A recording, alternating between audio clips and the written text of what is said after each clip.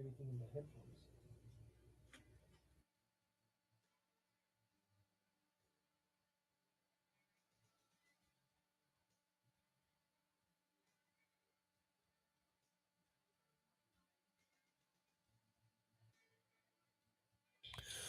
.580 Sports Talk coming to you on a Halloween edition. That's right. Whoa. Halloween is here. Spooky. That's right. Halloween, NFL trade deadline. Lots happening here. Final day of October. So much going on this Tuesday edition of Sports Talk. Jake, to some Halloween chatter. Brendan's excited for trick-or-treaters and dressing up tonight. Yeah, you know it. Yeah. Oh, I know. Big fan. With it being Halloween, I would like to say something that I say every year. I say this in private to my best friends. I say this on the air as well. To the one family that lived kitty corner for my best friend growing up. Kitty corner? Yeah, we said kitty corner in suburbs. And Abby says catty corner. Yeah. Yeah, it's kitty corner. I think we were probably kitty corner too. Yeah. Really? Oh, weirdos. Who always had one of those velvet ropes draped across their front steps and said, "We do not celebrate Halloween. Please do not ring our doorbell or knock on our door." I will say to you what I say to you every year: go to hell. It is not hard to leave a bowl out, but you can put crappy candy in it. At least it looks like you're trying. You don't even have to do that. Just why do you need the velvet rope? Just turn your light off. Like, congrats. What do you want? You want a cookie? What do you want? No, they actually don't. Now, there are valid reasons why you might not want to give out candy on Halloween. Yeah, you're cheap.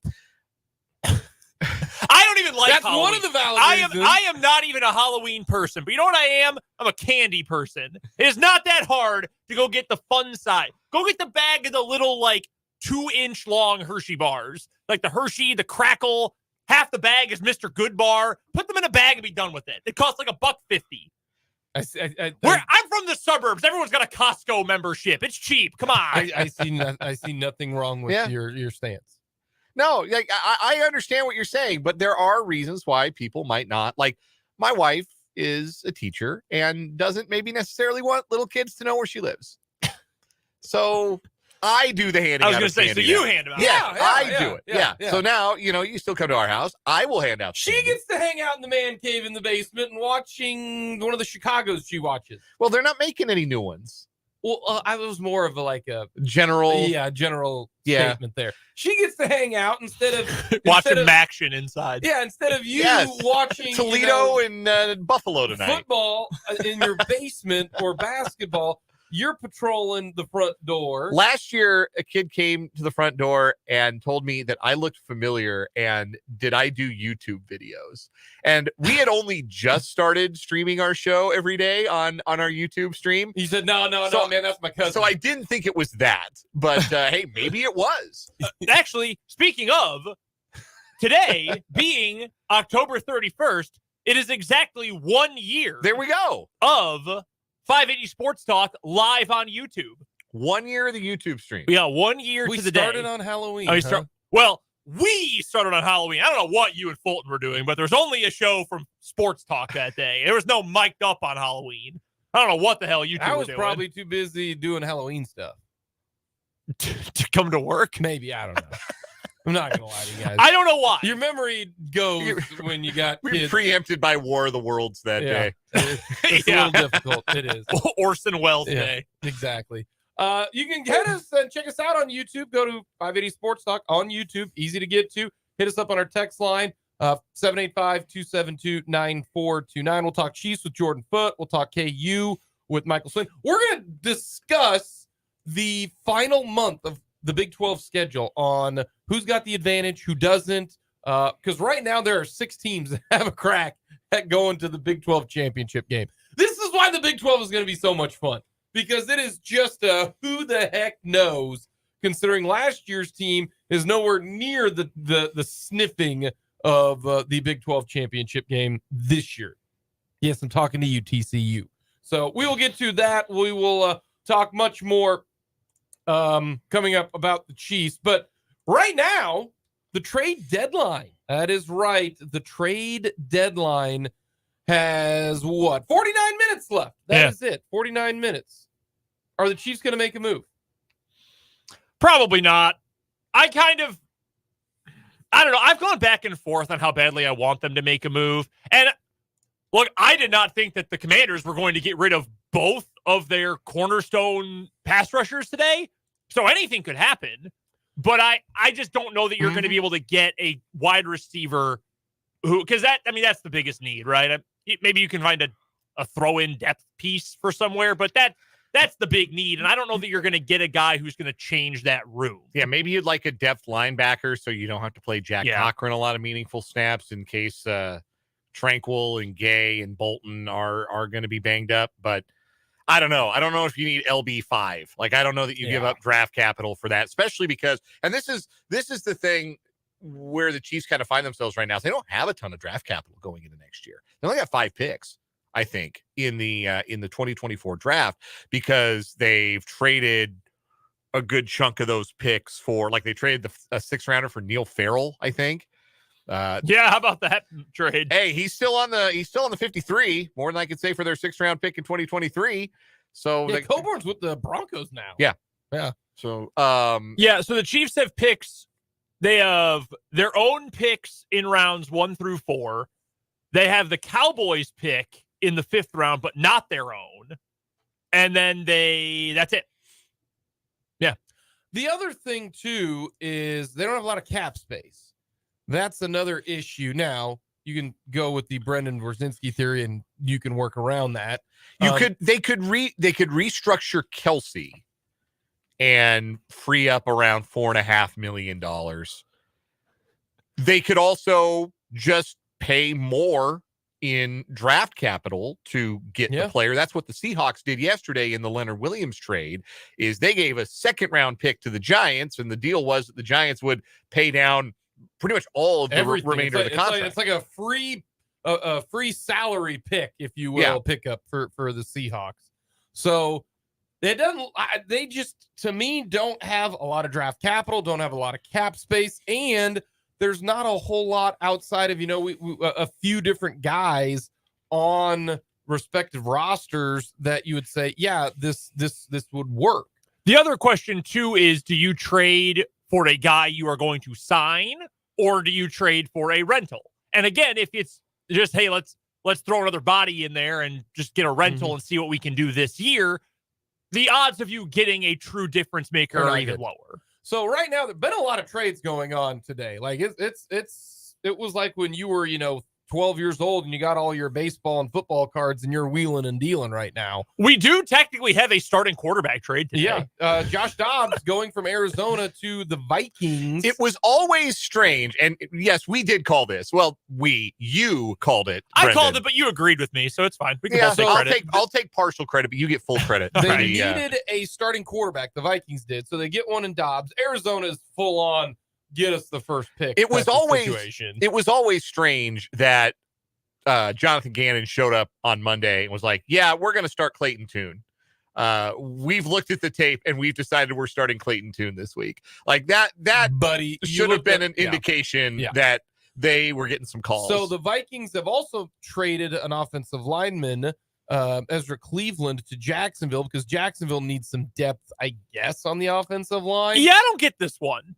Like, why is Minnesota trying to trade for a quarterback to keep their playoff hope alive, but then trade their best interior lineman? I don't get that move. Maybe they think they have another offensive lineman who can step up and play just as well. The disparity between not as good guards. And Cleveland only has one more year left on his deal. So that type of thing. But some other trades, the big ones coming from the Commanders. The Commanders are trading their entire defensive front. So Montez Sweat is going to the Chicago Bears for a 2nd round pick. Now, mind you, Montez Sweat is going to be a free agent at the end of this year. The Bears gave up a 2nd round pick to get Montez Sweat. I'm assuming very strongly that they're going to extend Montez Sweat at some point in time. Because if they don't, this is the worst trade maybe I've ever seen because they are essentially giving up a second-round pick for the maximum of the rest of this year, and then they could franchise tag him, which would be kind of stupid because he's not one of the best defensive linemen, and you're going to pay the top price of that. So I'm assuming they're going to extend it. But here's another little fun wrinkle about this. If they don't extend, they have the most cap space in the league for next year. If they don't re-sign him, give him an extension, other than it being just really dumb, they would be in line probably for a third-round compensatory pick. That's 2 years. That's a full year later, though. And also, that would immediately get negated if they use any of their cap space, because any big-name free agent that they sign it immediately negates it. So, yeah. So, I'm assuming that they'll extend him. And then the Commanders also gave up Chase Young, who they did not pick up his fifth-year option, so he cannot be franchise tagged. He is going to be a free agent at the end of this year, no matter what, because they did not pick it up. And so he got traded to the 49ers for a late third-round pick. So that is something that is unique there. And the 49ers realized that they need some help with the pass rush. Chase Young does that, which kind of makes me wonder if the Chiefs should have gone after Chase Young earlier. Because I think Chase Young would have fit well in the Chiefs. Because that was one trade potentially that we talked about. Like, do you go after, give up a pick to try to get Chase Young? Maybe you could have done it for, a fourth-round pick. Problem is, like we mentioned, don't have a lot of draft capital. So he goes to the 49ers. You want to know what I would do if I were the Chiefs? I know he was kind of joking on social media, our good friend Seth Kaiser. It's like, did you call up the Commanders and see what it'd take to get Terry McLaurin? I mean, if you're the Chiefs, if you don't, then Brett Veach shouldn't have his job. Like, the problem is they'll hang up the phone on you. I don't think they'd answer. They'll answer the call. They're rebuilding right now. They're getting rid of. I know they're getting rid of their guys who are not going to be on the team. Well, I was going to. Yeah, McLaurin's under contract for 4 years. But I can tell you this: hey, Washington, you want more draft capital? I would give a second-round pick right now for Terry McLaurin in a heartbeat. Oh, they wouldn't take it. They would not take it. Brandon, quit ruining this for me, okay? Well, be more realistic, and I won't ruin it. No, I don't want to be. It's Halloween. I want to have fun. But can I add one thing, because I know we're moving on from it real quick? That Bears move for Montez Sweat would make a lot more sense if they hadn't given their best defensive back permission to seek a trade literally last night. Because they have no pass rush right now. None. Absolutely none. And one guy who can cover. They have no intention of re-signing the one dude who can cover. So after all this, they're going to add one pass rusher and no longer be able to cover anyone. How does that make your team better? Like, seriously, how does that actually improve your team? To go from one cover, no pass rush, to one pass rush, no cover. Well, when you've unearthed the future of NFL quarterbacking in Tyson Bagent, I think that you start from there. Chris Collinsworth with us today? No, that's like he was on payroll. The ultimate reverse announcer jinx. Chris Collinsworth just finding every way to say that, I see him and boy, Justin Fields really ought to watch and take some notes because the future quarterbacking is here, and his name is Tyson Bagent, and he almost couldn't finish that sentence before Bagent threw a terrible interception. Yeah, he should have had 8 picks in that game. By the way, the 49ers are closing in on another trade. So we'll find out momentarily who's reporting that. Tim, let's see, it is from the Athletic. Tim Kawakami. That sounds about right. Yeah. So they're full go, and they're in full. Well, should be make this thing work mode. But the Chiefs, I hope they trade for a quarterback. All that just to beat Jake Bobo. Think about it. I mean, this is the smart thing to do, though, honestly. If you're the 49ers, you don't know that it's going to work out forever. You know that Christian McCaffrey's not far from 30. Your whole thing, if you're the 49ers, is we're going to have so much talent all over the field that it doesn't matter who our quarterback is. And right now, it kind of matters who their quarterback is because their quarterback's not playing well and they're losing games. So if I'm John Lynch, my evaluation of my team in San Francisco is the talent deficit is closing a little bit, apparently. And I gotta go bolster the rest of this roster so it matters less that my quarterback is Mr. Irrelevant. Yeah. That's the recipe. We've ended up with a decently fun day so far. No, this has been a lot more trades than I thought it would be. I just can't believe Washington now. I mean, I don't get it. I feel bad for like, and this is all new ownership. They want to start things up. It's just like when a new AD comes in, if he's not really feeling it right now, he wants to get his own guys in there. Yeah. Right? If you're Eric Bieniemy or Ron Rivera, you're probably not back next year. Let's be real. No, Ron Rivera should be updating his resume on the sideline during games. He should be logged into the Indeed app on his phone or monster.com and updating his resume. The thing is, like, because you're right. I mean, that's how you should how most owners handle it. But it's not like the Commanders are completely out of the playoff race. I mean, they're 3-5. They're not good. They're in a tough division, though. That's the problem with the Cowboys and the Eagles. But they're not winning the division. That's out of the question. But you got 3 wild cards now, and the rest of the NFC is awful.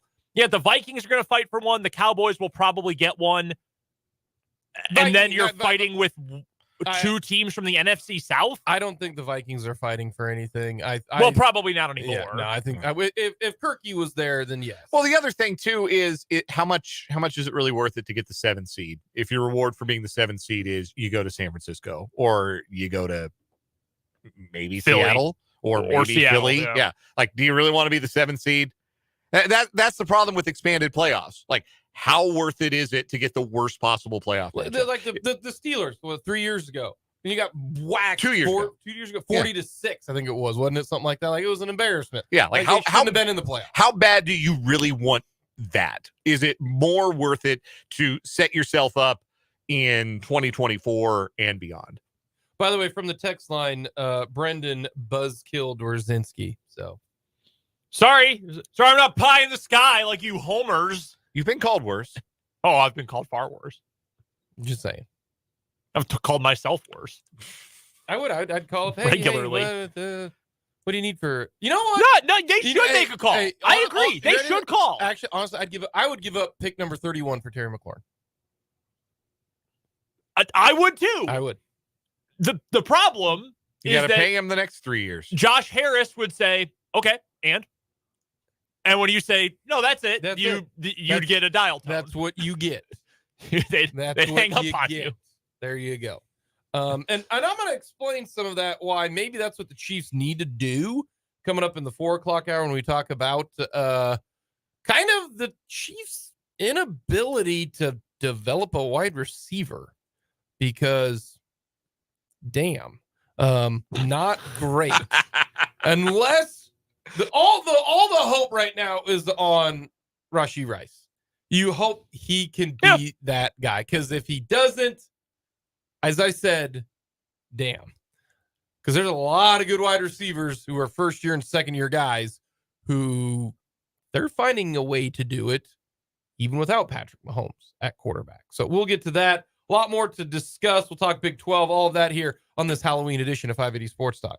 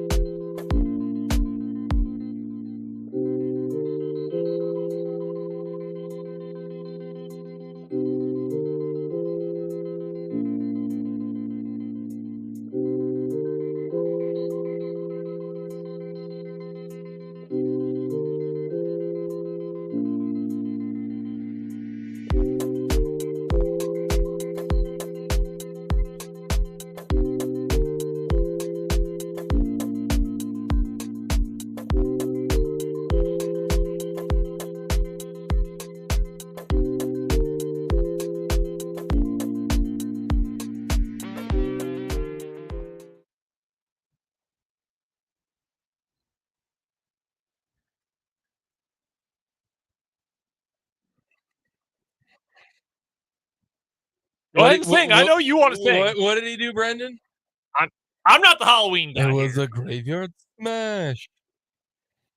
Fantastic. By the way, did you guys know that Taylor Swift and Travis Kelce are preparing for their first Halloween together as Travis gets ready to host a, quote, nice little dinner party where costumes are welcomed for the themed occasion. A source told Entertainment Tonight Travis loves Halloween and is planning to host some friends and teammates for a dinner party.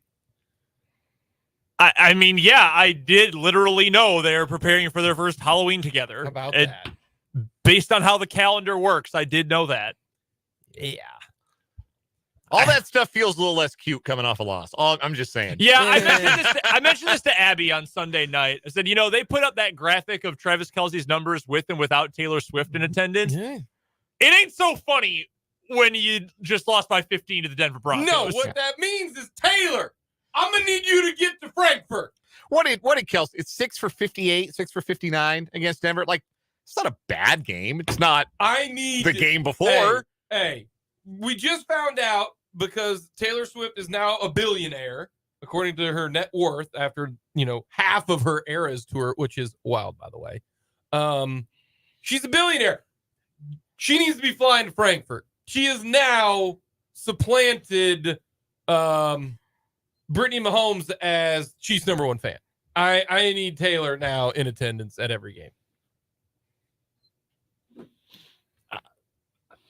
I hope you get your wish, at least until she goes and travels Europe. My invitation... Or South America, or wherever she's going. All over. She's going everywhere. Yeah. It's like incredible. My invitation to their dinner party must have... Maybe my wife has it. Maybe... I'm sure. Maybe that's what's going on. I'm going to be honest with you. I don't want to go to a dinner party. Dinner party sounds way too stuffy for me. I'm good, man. I think dinner party is just the term for, hey, everybody come over. We're going to eat food and we can have a Halloween costume contest. Just say that then. That's a lot. It's called a Halloween party. You were having a dinner party. Yeah. That makes me think I got to drink with my pinky out. Like you're going to have glass. place settings. Nah, man, this ain't Thanksgiving. Like there's going to be hors d'oeuvres. I would expect it to be more than hors d'oeuvres at a Taylor Swift, Travis Kelce Halloween party. Maybe she doesn't eat much. Yeah, but who do we think was in charge of catering? Like who made those calls? Oh, this is all Travis. Yeah. This is all Travis. He seems like the kind of guy who would be on top of that kind of thing. Yeah. He wants people to have a good time. Yeah, exactly. Even so, they're like, ooh, come over to my dinner party. Like, nah, dog. I got a date. Very it's called snooty. Madden. I'm good. No, my wife. My wife would love to go to a dinner party. If you're like, hey, come, we're gonna grab pizza and wings and watch a game and not talk to each other for 3 hours. Like, I'm there like swimwear. Let's go. I am in. Man, I will not be doing a dinner party tonight because I will be out trick-or-treating. Yeah, how excited are you for that? My son is excited. I bet he is. Is excited. We got everything ready. He's been wearing his costume every single day. He wants to scare people. But he loves giving away candy. That's nice. What's funny is he goes, we'll go trick-or-treat for a little bit today, and then I'll come back and I'll hand out candy. And so he wants to see everybody and give them the candy. That's very nice. Yeah. It's very thoughtful of him. Yes. Little tidbit here, okay? For those of you who have young kids, all right, do this because we have done this every single year. Is put your kids on the front door, shut the door, open the door, videotape you opening the door, and you see your kids like they're trick-or-treating at your house. Then you get to see their costumes, you get to see them, and then you can do that every single year. See, now this is not my idea. This is my wife's idea. So we do that every year. So like the very first year, Lawson, was 7 months old. And, we dressed him because he was bald. We dressed him as Mr. Clean, right? The Mr. Clean white shirt and all that kind of stuff. Yes. And then the next year, we dressed him up. And so that way you can have like a, what do you call it? Like a full, however long they're going to be trick-or-treating, you have all their costumes and it's a video and everything like that. Yeah. Okay. So a little tidbit there. We have an NFL trade to report. The Green Bay Packers have No. traded defensive back Rasul Douglas to the Buffalo Bills. Yeah, the Bills needed that. Yeah, that stinks. I really like Rasul Douglas. He's a really good dude. Really good player. That's really good trade by the Bills. Yeah, it's a great trade for the Bills. Really good trade by the Bills. I don't know yet what they gave up, but that's a great trade by the Bills. They needed with Tre'Davious White being out. That's a good trade. Yeah, no, they needed it. How long was what, just rental? Yeah, he's a rental. He's a rental. Yeah, no, he's a good dude. I like Rasul Douglas. Good player for the Packers for the last couple of years. Yeah, that's a smart trade. He was making what's his? Oh no, actually, he's under contract next year as well. Wow. He's got a much bigger cap hit though. 11.6 next year. Save 6 if you cut him. So If you had to guess the compensation, 4th, 5th, He's got an extra year, so I'd probably say maybe even a 3rd, depending on how much of the contract gets picked up. I'm going to say a conditional 5th. I'm going to say a conditional 5th. If he's on the roster next year, if they keep him first day of the league year, it's a 4th. That's my guess. By the way, your Bears corner, Jalen Johnson, not going anywhere. Not going anywhere. Okay. Not going anywhere. So Now they need to. they're Now gonna they need try to go for it. Well, now they need to re-sign him because if they don't, then the Sweat deal is even dumber. It's a very funny tweet from Ian Rappaport. After a day of exploration, Jalen Johnson is expected to stay in Chicago. Made it sound like, yeah, he poked around the suburbs, Naperville, Hinsdale. Dude went to every super dog location he could find. Couldn't do it. And decided, yeah, you know what? The city life is the life for me. Man, I just love the Oakbrook Mall. It's a nice mall. It's really big. I'm just waiting for Chiefs give up a 5th round pick for Darnell Mooney. Just to do something. I just something because I am far less optimistic at the wide receiver spot than you guys are. But I'm not really. I would love for the Chiefs to add Terry McLaurin, but that player's not out there. I think they have a plan for the receiver group. The plan has not come to fruition yet. I think that the plan was they've got to see it out. But like Tony and Sky Moore are going to improve. Wrong. That was the plan. half a season left. Like there's half a season That's left to see if the plan is realized. That is the hope. Coming up, we're going to go with the Big 12 future schedules and any other trade that pops up. Where does KU, K-State, Texas, Oklahoma State, and even Iowa State, where do they fall in when it comes to who they got left and their chances to go to the Big 12 title game?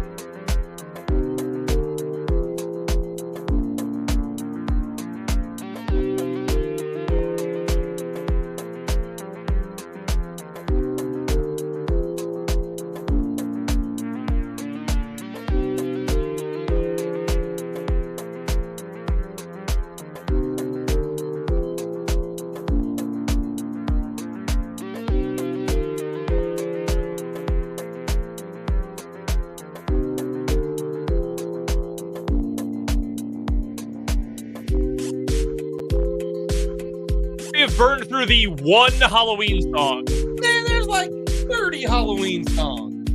Like what? Well, I mean, Thriller. Not a Halloween song. Was that a Halloween song? It's creepy. It's Thriller. It's That doesn't mean it's a scary. Halloween song. Yes, any song that's got. There's a lot of songs It's- about being nice to people. That doesn't make them all Christmas songs. Hell, most of the songs that radio stations played during Christmas time aren't even Christmas songs. I have a looser definition of Halloween song than you do, apparently. Clearly. You also have a... so salty today. Well, I'm just saying. Like, clearly. that wasn't supposed to be a criticism of Dan either. Like, the library is only so deep. I mean, you can air a whole bunch of them. Like anything that involving, like I did, the Men at Work song. Who's knocking at my door? Who could it be? Now, like knocking on the doors for trick-or-treaters. Like, who could that be? Such a read. No, man. All right, that's a Stretch Halloween Armstrong. song. That's a Halloween song. Somebody's watching you. That's who's watching me. Whoa, that's kind of creepy. Creepy Halloween. Oh yeah. Nah. I can make it work. You make it work. All those are fantastic Halloween songs. Big 12 schedule. Got a big weekend coming up this week. I don't know if people realize this, but there are 5 teams that are 4-1 in the Big 12. Oklahoma State, Iowa State, ladies and gentlemen. Iowa State is 4-1. Oklahoma, Texas, and Kansas State. They're all 4-1. And our good friends in Lawrence are 3-2. Okay. So I wanted to look at, we got 4 games left the rest of the way. Whose schedule sets up the best? And I got bad news if you are a part of the Farmageddon rivalry.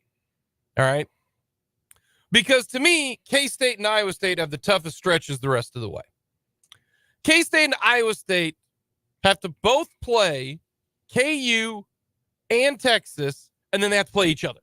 So 3 of their 4 games to me are difficult. Like K-State at Texas, their lone kind of gimme is Baylor at home. Then they're at KU at Iowa State. I think those 3 of those 4 games are difficult. Iowa State, same way. They're home to KU. They're at BYU, which that's not an easy one because it's on the road in Provo. Texas, and then at Kansas State. So if you want to say, I think Iowa State actually has the tougher schedule, to be honest with you, with BYU on the road, to me is probably tougher than at home against Baylor. So Iowa State and Kansas State, to me, have the toughest one. Then I go KU and Texas, to me, are next because KU has got Iowa State and Kansas State. So they got 2 games, right? They got 2 of those games. Got Iowa State this week. Then KU plays Texas Tech. And then at Cincinnati, that might be the easiest game for anybody left on the schedule. Texas has K-State and Iowa State. Now, Iowa State gets them at home. So that's a positive there.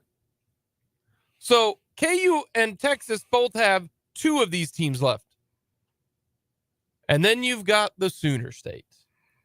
Oklahoma has Oklahoma State, and then it goes to BYU. At BYU is a different type of game. I will say that. And I'm going to say that until they just get absolutely pantsed at home. On the road, they're not any good. We know that. So Oklahoma State has Oklahoma left. That's it. Of these 6 teams, Oklahoma State has OU, at UCF, at Houston, BYU at home. So if I were looking at this schedule right now, Oklahoma State has the easiest schedule the rest of the way. Then Oklahoma. Then I would say KU. Then I'd say Texas. Then K-State. Then Iowa State. Do you guys disagree with my hypothesis? Who'd you say you thought had the easiest? Oklahoma Oklahoma State. Oklahoma State. Oklahoma State. They get 3 of the 4 newcomers. They got one tough game. If they beat Oklahoma, and I know you guys are very anti Oklahoma State beating Oklahoma in the Bedlam series. Yeah. I think you guys have turned your thought Just process have around on Oklahoma State. 110 years of data that says Oklahoma probably wins this game. I think OSU is a much better team than they looked at the beginning of the season. Yeah. Yes. Oh, yeah. I am still certain they will lose this week. So honestly, what you got to start looking at is tiebreakers. I really do think that. Mhm. And it's more so if you think Oklahoma's going to beat Oklahoma State, okay, that's what you guys think. I'm not sold on that. I saw KU run it all up and down Oklahoma. I mean, Devin Neal looked great. Highshaw looked great. Ollie Gordon right now is the Big 12 Player of the Year. Ollie Gordon's been a monster. Yeah. And yeah, I think for sure. if K-State, if KU can do that, hand the ball off I mean, if you are talking just these two teams and you take off the jerseys, I think Oklahoma State's going to beat Oklahoma. But I also know that, hey, that's not the way that you play games, right? Mm-hmm. History matters, pressure matters, that type of thing. But if you're going with let's say Oklahoma wins, they should win out. I mean, West Virginia's not great at BYU, TCU. You should win those games. So they'll go to the Big 12 title game because they just have one loss. Then it comes down to, honestly, K-State and Texas. But I can't throw away Iowa State, because what happens if Iowa State beats KU this weekend? I don't think Iowa State is beating Texas. I know that's in Ames. I don't think Iowa State is good enough to beat Texas. And decent chance Ewers is back for that one. Yeah. I don't think that's happening. I think you can simplify it and say this week feels like the Big 12 conference semifinals. And I think the winners of Bedlam and the winner in Austin are full steam ahead to play for the Big 12 championship. That doesn't mean it will happen. I just think that's the likeliest outcome from this week's action. I would agree with that, Dan. I think from that group, you probably, of those four, the four most likely participants for the Big 12 championship, K-State, Texas, Oklahoma State. I think Texas probably has the toughest draw of that group, especially after this week. I mean, TCU, they're playing at TCU. It's probably going to be all Longhorn fans anyway there. Iowa State will be hard. TCU stinks, man. I saw TCU get absolutely drummed. Yeah, they're not good. TCU from the 20 to 20 yard line can play decent offense. They cannot finish drives. Yeah. They've got some. Man, they look. K-State made TCU look like a FCS team. Like that was the Hoover was not Hoover. Yeah. Hoover. He was terrible. But yeah, I mean, in their final three games, K-State is going to be favored in all of their games. Even in Lawrence, I think they are going to be favored. Texas will be favored in all of them. I think that's such a harder game than, and I know you're going with past history. You're a big history guy right now. I think KU and K-State, man. I think KU is really good. I think KU's got a chance to win 8 games. K-State as they are playing at this moment on October 31st, 2023, the team that is playing the best football in the Big 12 is Kansas State. It's either them or I don't really think it's Oklahoma State. It's either them or Oklahoma State. Yeah, those are the two teams that are playing the best. And look, I think KU matches up with Kansas State better than they have in a long time. Mm-hmm. But also, Kansas State has a top 20 scoring offense and top 20 scoring defense in the country. Like we will know everything there is to know about Kansas State come 3:00 in the afternoon on Saturday. We will. Because if they beat Texas and look good doing it, then yes, I will pick K-State to run the table the rest of the way. But that game Saturday, until I see, because K-State played TCU. I mean, Houston they're not even a real team right now. That was so embarrassing. I just have to see them against, because Texas is their Oklahoma State of Oklahoma. Like, they cannot beat Texas.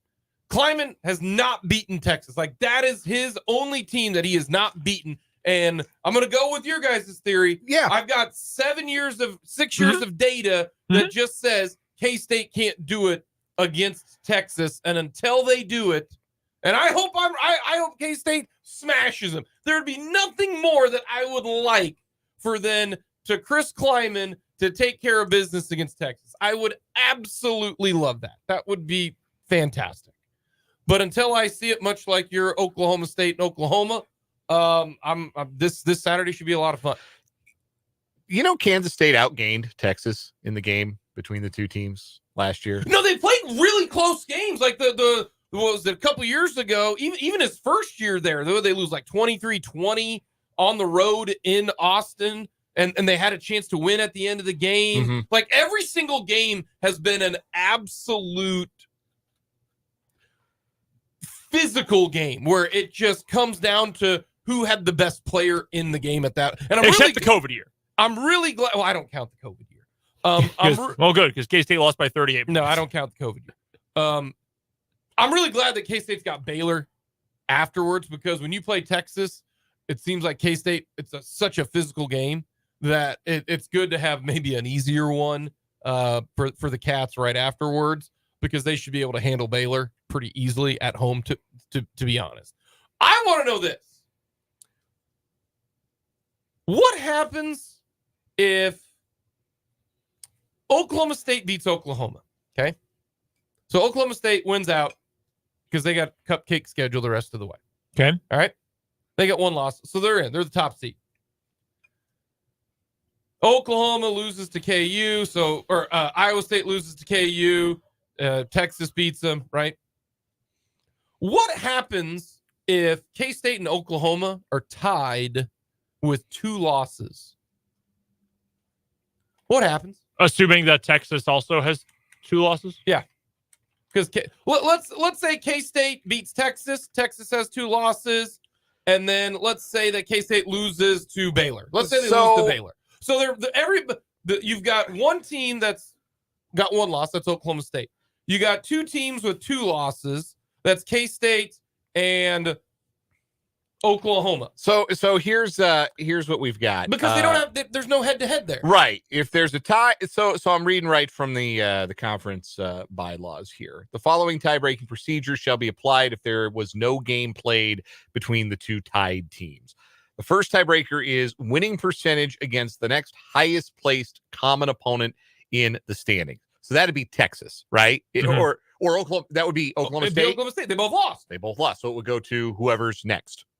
If it would go to Texas, if we're in a scenario where Kansas State has beaten Texas. Okay, so let's play a fun scenario where K-State, KU, and Texas all have 2 losses. I mean, that can't happen. Oh, there's this too. There's this too. No, it can't, because if KU and K-State both have 2 losses, that KU already has 2 losses. So here's what I'm saying. KU wins out. Here's this. Okay. K-State All right. If there's a tie for second, you first would compare the winning percentage against the first place team.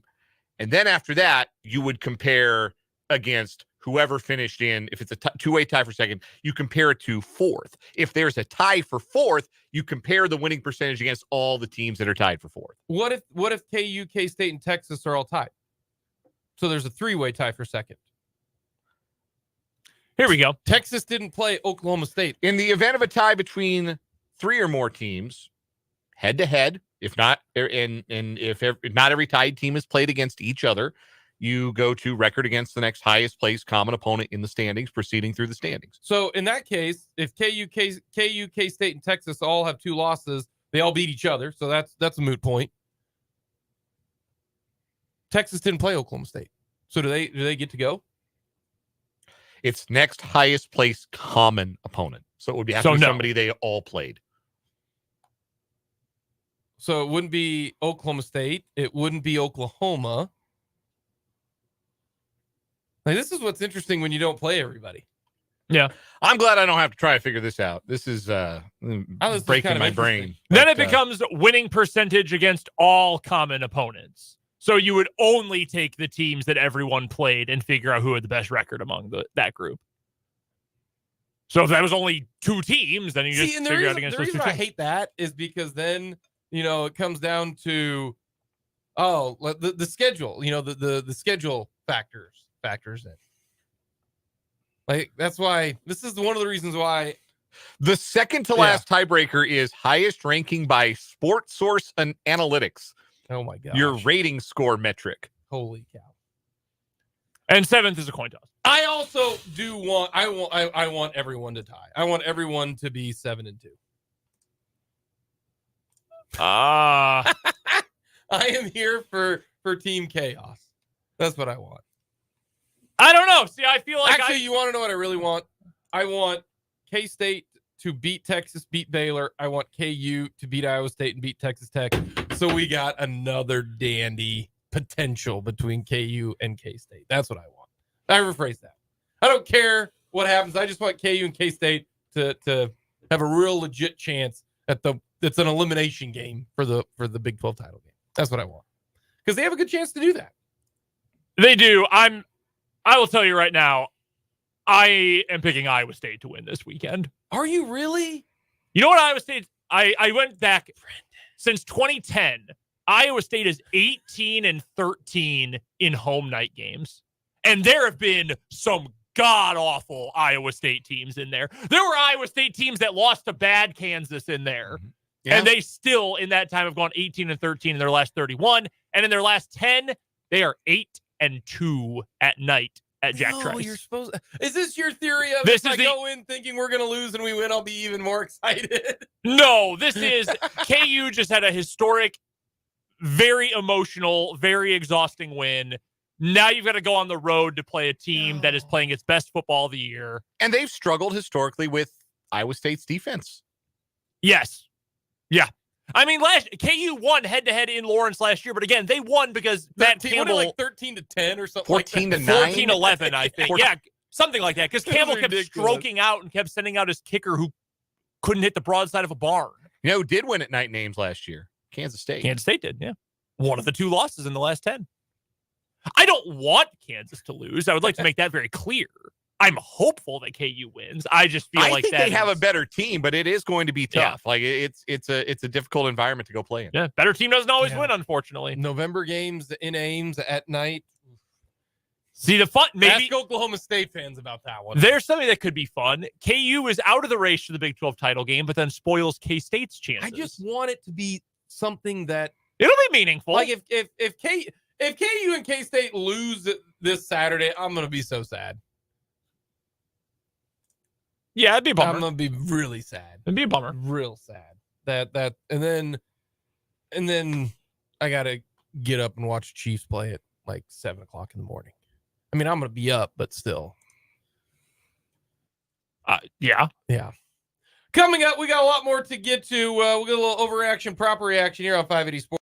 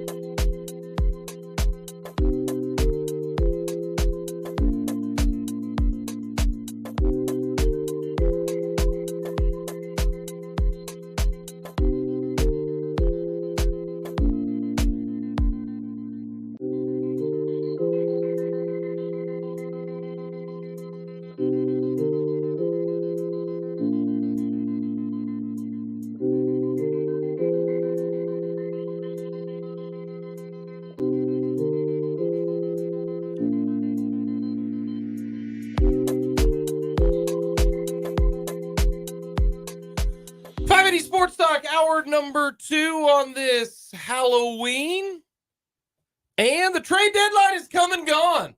Pencils down. Will the Chiefs and Brett Veach be more like JJ Piccolo this year and make a bunch of trades right at the deadline, and we won't know until 20 minutes after? You seen the meme from that TV show Nathan for You, where if Nathan Fielder shows up with the tray with the big silver cover, serving that guy in the boat and says, I hope you're hungry, and pulls off the lid and there's nothing on the tray, and then says, for nothing. That's trade deadline, folks. Yeah. Hope you're hungry for nothing. There's a great quote. It's making the rounds again among Packer fans today. Mike McCarthy, several years ago, he was asked about the trade deadline in Green Bay when he was still coaching the Packers. Mm-hmm. And someone said, what's the trade deadline like in the facility? And he goes, trade deadline? I thought that was next week. And everyone goes, no, that's this week. He says, is it really? Pauses and says, that's what the trade deadline is like here. And it's great quote. But that's kind of what it felt like for the Chiefs this year. I mean, last year, it was right before the buzzer that they got Kadarius Toney, right? No, I thought it was before that. Was it? I guess I can't remember. Yeah, it was a couple days before it, because if I remember correctly, in the broadcast, they said that the Chiefs traded for Kadarius Toney 1 year ago today. So would that have been the trade deadline, though? I don't remember the trade deadline. I remember it was... So the game was on the 29th of October this weekend? Yeah. Okay. So the 29th of October was a Saturday last year. Let me let you know. I'll do some research. Either way, it does not look like the Chiefs traded for a player at any position this year. Let us know your thoughts. Hit us up on our text line, 785-272-9429. You can check us out on YouTube. Interact with us. Go to youtube.com. Type in 580 Sports Talk. Very simple, very easy if you want to interact with us. They got him before the deadline. They traded for him on October 27th. So several days before the deadline last year, I believe. That's what I thought. I didn't think it was right as... All right, well, my mistake then. As the deadline occurred. What an idiot. Oh, big fat moron. I wouldn't go that far. It's okay. I'm just covering for everyone. All our thoughts are out there now. We will get to some Chiefs talk with Jordan Foote coming up at the bottom there. We got Random Question Tuesday. Hot take, it will be Halloween themed, at least for me. Also for me. Here's a quick question for you. Is this your random question? No, it's not. It's a question. It is a question, but it's not quite an overreaction, proper reaction question, but it is trade deadline related. Who is the best player who got moved at the deadline? This deadline? Yeah, so including the last 2-ish weeks. I think it's either... I think the guys who might make the most impact for the team might be Baird for the Eagles, because he's a good safety. Kevin Byard. Byard, yeah. Yeah, he's a really good... I still think it's either... I don't know if he's the best player, though. It's either Sweat or Young, and honestly, I understand that Young's been banged up, Chase Young, and hasn't been on the field as much the last 3 years, but when he's been on the field, he's been awesome. Yeah. He does nothing but get pressure on the quarterback. And he can be a little bit more rotational. I think he was playing 84% of the snaps for Washington this year. He doesn't need to be on the field for that many snaps for the 49ers. So he'll be able, I think, to make a bigger impact. If you want to argue Montez Sweat's a better player because he has been more productive and been more durable, I would listen to that argument. But I do think it's one of those two guys. I know it isn't, and it isn't McCole Hardman. Correct. Good take. Yeah, we're back on that slander. The good McCole Hardman vibes lasted a week. I think the Byard, not that I'm cheering for the Eagles, but in terms of need and fit and all that, I think Byard was the best trade, followed by Chase Young. And honestly, after that, I might say it was Rasul Douglas to the Bills. They needed a cornerback so badly. So badly. And Douglas is a really solid number 2 corner. And right now, they don't have that. So I actually like that deal for them a lot. I kind of like Cleveland going to Jacksonville, though. Ezra Cleveland, not the city. Although, really, I mean, Cleveland is pretty much the Jacksonville of the Central Time Zone. I mean, they're on Eastern Time, too, I guess. They are. Okay, the Jacksonville of the Great Lakes, then. I never heard of anybody going to Cleveland on vacation. Yeah, but Jacksonville's had more success recently. I'm talking about the cities. Oh, yeah. I'm talking about... A lot of people don't like Jacksonville. No, I've shared it before. The late Jeff Dickerson, who covered the Bears for a long time, he covered whichever the last Super Bowl was in Jacksonville for ESPN. And he went on, WMVP in Chicago like a week after and spent about a 15-minute segment doing nothing but trashing Jacksonville and saying they should never put a Super Bowl or anything there ever again. Great radio rant, though. But yeah, a lot of people don't like Jacksonville. I've been. It's fine. Have they had a Super Bowl? Yeah. Yeah, I think it was a Super Bowl. They did. Did they host that? Was that Patriots Eagles? The first Patriots Eagles Super Bowl with Brady and McNabb? Good call. Yes, it was. Super Bowl 39. Yeah, I remember. That was a long time ago, and they haven't been back. That tells you what you need to know. Mm-hmm. So, some cities only got to do this once. Like Detroit. You'll notice, well, I guess they got to do it twice when they built the new stadium. But you notice they're not lining up to go do that again. Yeah, they're not. What cities have only done one? New York only got one. They're not getting another. No, they're never doing a cold weather Super Bowl again. No. Well, they will, just not outdoors. Technically, to this point, Dallas has only hosted one, which is kind of amazing. Indianapolis? Actually. Have they only hosted the one? No, they've hosted. Yeah. They've hosted a few. 2012. That's it. That's the only one. Super Bowl 46. They built that massive Marriott downtown to accommodate the Super Bowl, and now it's just where everybody stays when they bring the NCAA tournament there. I panned out. So there's that many people that the Super Bowl is hosted so many times in New Orleans, Tampa, Miami. So Miami's Houston. number one. They've had 11. New Orleans has had 10, but they're scheduled to get their 11th. LA has had 8. Tampa's had 5. Phoenix 4.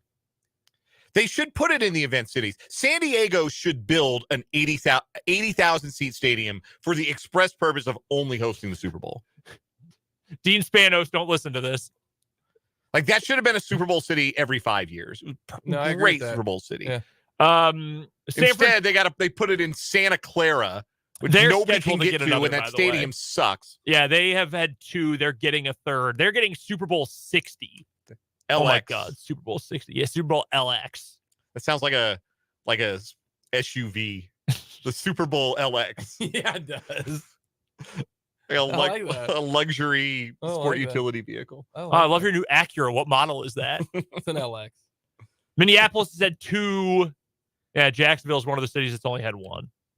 Vegas also listed here. They have not had any yet, but they're about to get their first this year. In fact, it's this year. Yeah, this year, the next year, New Orleans. Year after that is Santa Clara. They haven't announced where LXI will be. I want to put them in a really weird place. Play one on the Smurf turf. I think the Acura LXI is like a real thing. Like I would swear up and down like that's like a real car.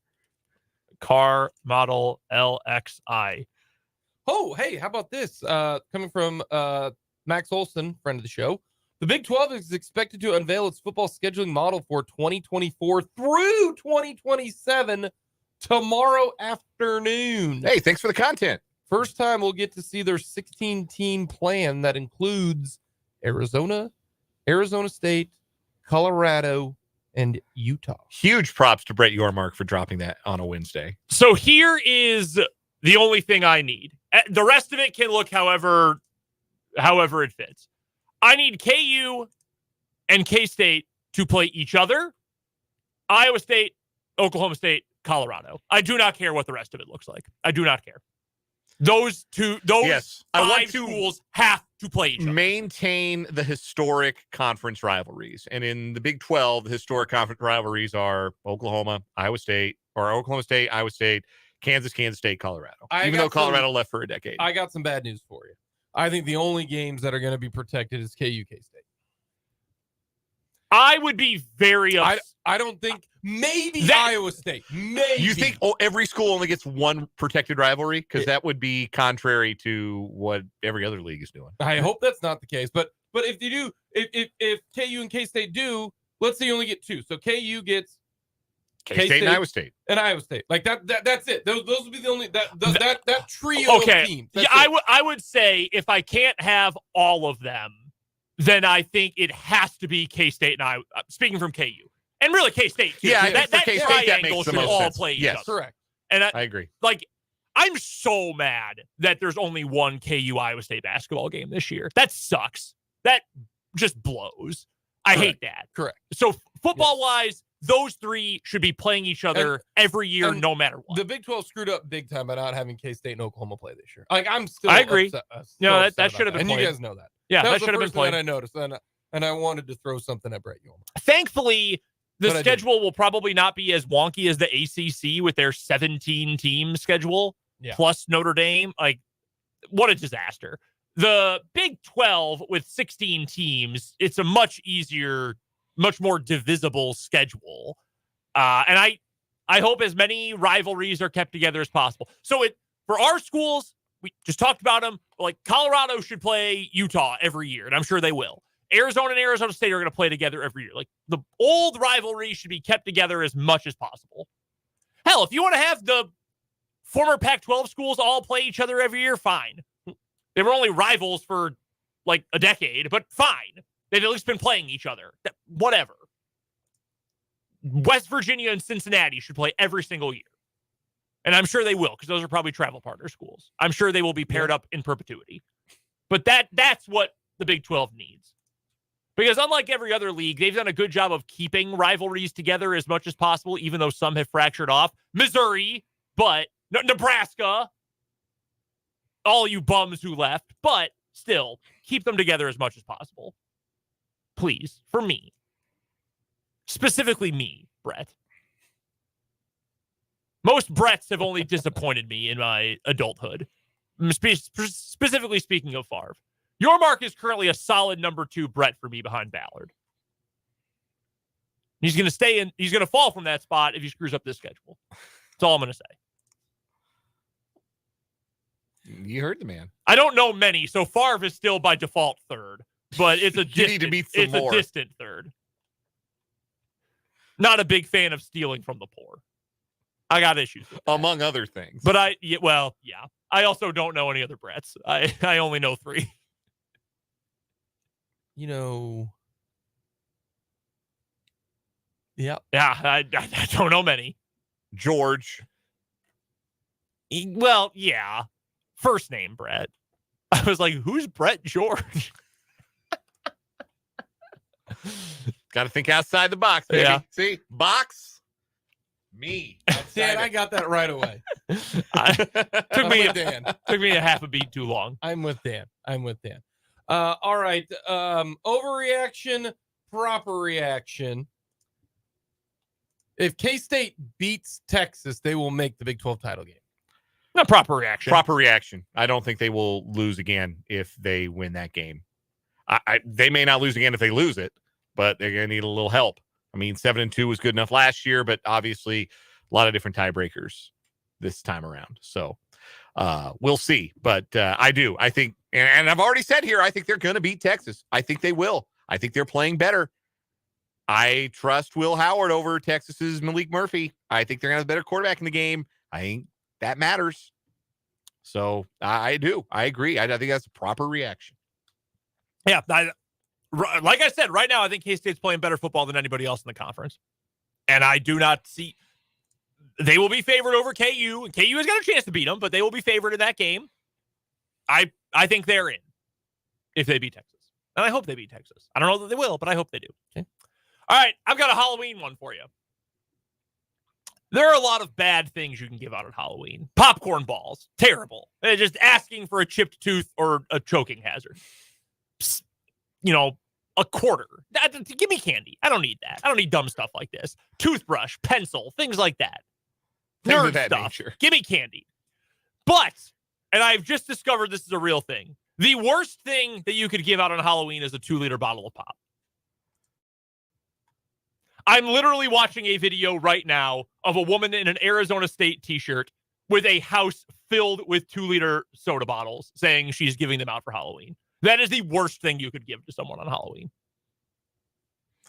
I'm going to go ahead and say that's a proper reaction because it's heavy as hell. Yes, that's the first time that no kid wants. Like, can you imagine your son after like halfway through the night of trick-or-treating, now he's got to carry around a 2-liter thing of squirt the rest of the night? No. Awful. No. First of all, he won't be carrying it. You will be. I will be carrying it. Because he'll go, Dad, this is too big. I can't carry this in my how in the hell my are you sack." supposed to fit that in your little pumpkin? Your little plastic pumpkin? Yeah. What the hell? Sorry, you can't have any more candy. It's blocked up. Yeah, sorry. Totally irresponsible. Now I'm mad now. No, dude, I'm gonna retweet it so you all can watch it. I've never heard of that. It's outrageous. Oh, they're Chiefs fans. There's a Chiefs helmet in their living room. Oh man, tough look for the kingdom. Right now it is, yes. Just gigantic bottles of Fanta. No. I would have been so mad if they're like, "Oh, we got pop." No, I'm good, dude. I'll pass. A whole 2 liters because the kid is gonna want to drink it. Like it's already sugar rush o'clock when your kids start slamming the Halloween candy. Now you're giving them soda too? Terrible. Man, I know the old joke is oh, if you're a dentist, you give out floss or toothpaste for Halloween or whatever. Nah, man, if you're a dentist, you want to see some business, give those kids some pop. Give those kids some soda. Fanta, my teeth feel just with a awful business right card. Drink all this Fanta. Here you go. Oh. Overreaction or proper reaction? I'll bring it back to college football. There will be more than 2 head coaching vacancies at the end of the season in the Big 12 conference. More than 2? More than 2. I'm going to say that's an overreaction because I don't think Houston will buy out Holgorsen. I think they absolutely will buy out Holgorsen. You think he will? Yes, it can't. $20 million. Tillman Fertitta's got it, probably in the couch cushion somewhere. They got to do it. It can't look like that. They have waited so long to get to a point where they are playing big boy football, and for it to look like it does is utterly unacceptable. I think for that fan base, for that booster base, they'll find the money. They'll buy Dana out. It's not like it's been 2 years, right? It's been 5 years, and it wasn't looking all that great in the American. So, due to some research from GoCougs.com, they have determined that if Dana Holgorsen was fired immediately after the season ended, he would be owed $303,000 per month. Tough to swallow, but hardly bleeping impossible. That is their quote. That's a lot of money for a guy who West Virginia could not wait to get rid of. Mm-hmm. I think Houston moves on from Holgo. They're just a dead man walking with him. I think West Virginia, even if they finish 6-6, I think Neil Brown's gone. Really? I do. Ooh. I don't think Neil Brown has saved his job. No, I don't. Maybe at 8-4, but I don't know, man. They're starting to regress to the mean pretty severely. I think that's over with. I think people want it to be over with, and I think Dave Aranda ought to be very careful. And I don't know what the buyout, I don't know what the logistics are on that, but it has gone so south for Baylor that I wouldn't be surprised. And it might be that Aranda gets hired by a different school and both sides decide, you know what, might be a better opportunity for you somewhere else. I would watch Baylor. That's all I'm saying. I would watch Baylor. Dave Aranda, let's see. I'm trying to find what his buyout is. I don't think you'll be able to because it's a private school. Yeah, probably nothing official for sure. Yeah. By the way, West Virginia to miss a bowl game would have to go 0-4. They play BYU, Oklahoma, Cincinnati, Baylor. I think they're going to win one of them. I think they're going to get to a bowl game. That's going to be like the Matt Wells situation. You got to fire him now. Yeah. Yeah, you got to fire him right now. Yep. Yeah. Oofta. Yeah, I don't think so. I'll say that's overreaction because I don't. $300,000 a day. A month, Or not a day. Month. Oh, well, it's about that much. Holy cow, that's a lot of money. What would that be a day? Too much money. It's a lot of money. 303,000. Assume 30 days in a month. You're looking at $10,000 a day. to not coach football. Nice. That's a good effort. Coming up next, we got our Random Question Tuesday here on 580.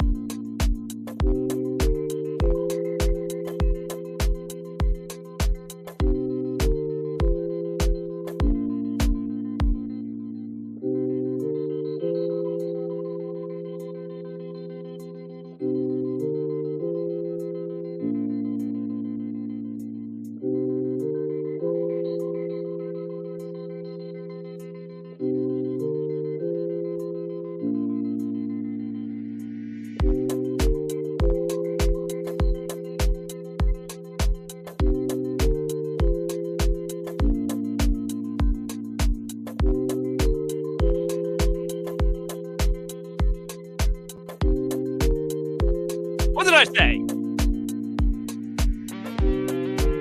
I just want him to be committed to the bit now.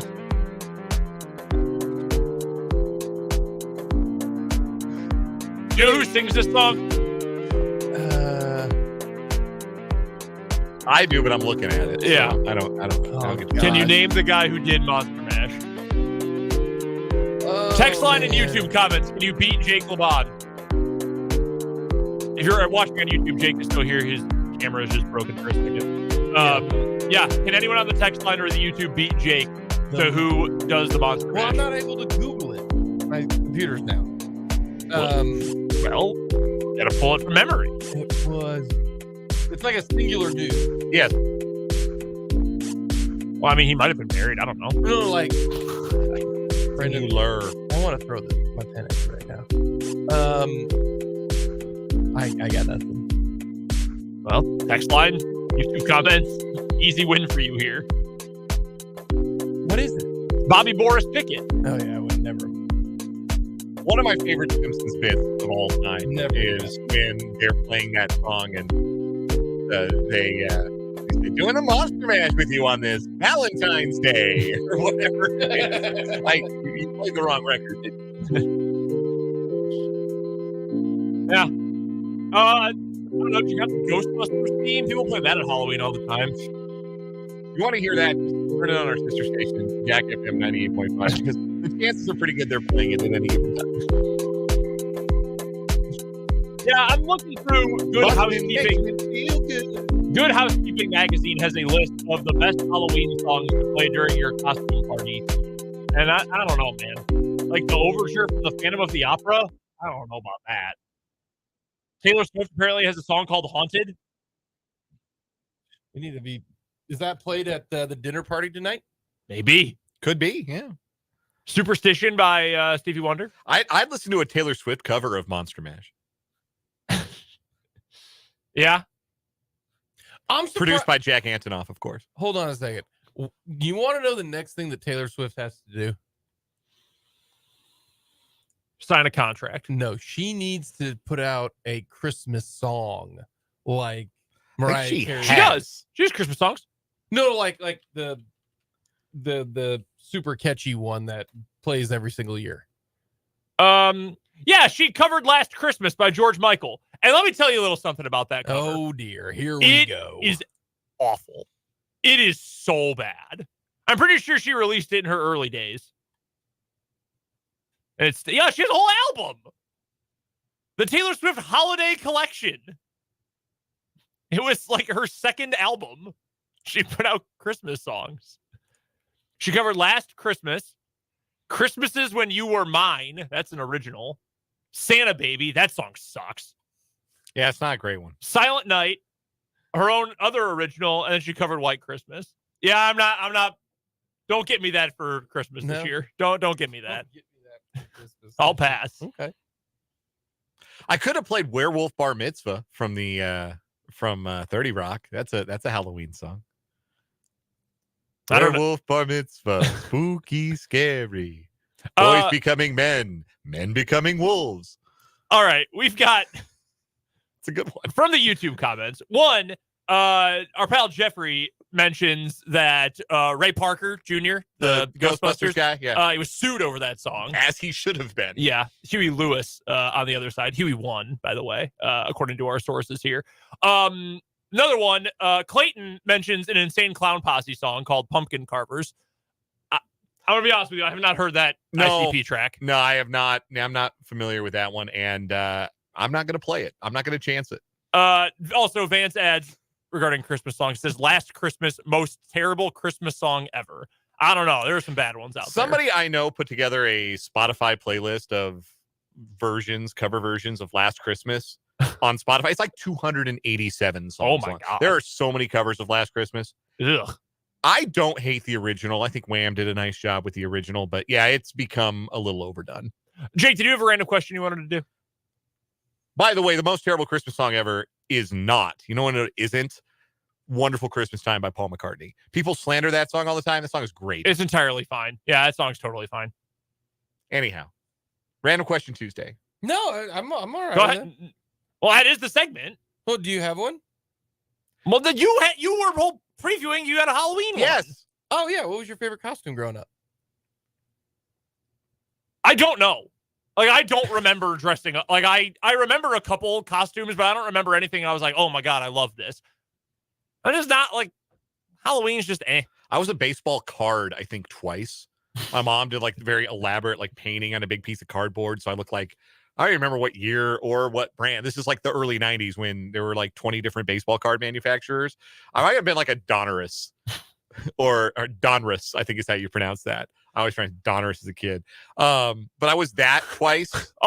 Dan's coming to the door. Oh, he's a Fleer this year. Yeah, there might have been Fleer, honestly, or Skybox. I don't remember. But I did that twice. But probably my favorite one was the year I went as I used to love the Calvin Hobbes comic strip. And one year I went as Calvin. Spiked my hair, red shirt with black stripes, stuffed tiger, and I carried around on a stick like a voice bubble. Like you would see in a comic strip. I don't remember what it said, but I carried it around all night. That was a good costume. I did tell Dan about this the other day. I once went as a loser. I had a Miami Dolphins helmet and a White Sox jersey, and I went as a loser. The Dolphins were pretty bad at the time. I think that was when they only won one game. The Cam Cameron year? Yeah. What was yours? Man, I went as the Purple People Eater one year that I really liked. That was kind of cool. That's a good one. Alan Page? No, did not. Carl Eller? No, not any football. The actual one-eyed flying Purple People Eater. My random question is going to come from the YouTube comments from Paul regarding Christmas songs. Would you rather hear every version of Last Christmas as a medley for 24 hours or the Christmas Shoes song once? Man. Great question, and the answer is 24 hours of Last Christmas. Easily. Christmas Shoes, worst song. Bottom one song all time. I don't think I know Christmas Shoes. It is so depressing. Is that like the long song? The long It's like song. really It's pretty long. Is that what the one where the kid's mom is dying? Yeah. No, horrible. absolutely not. No, sit and burn that song. Yeah, awful. No, that's what I want to think about at Christmas time. Death.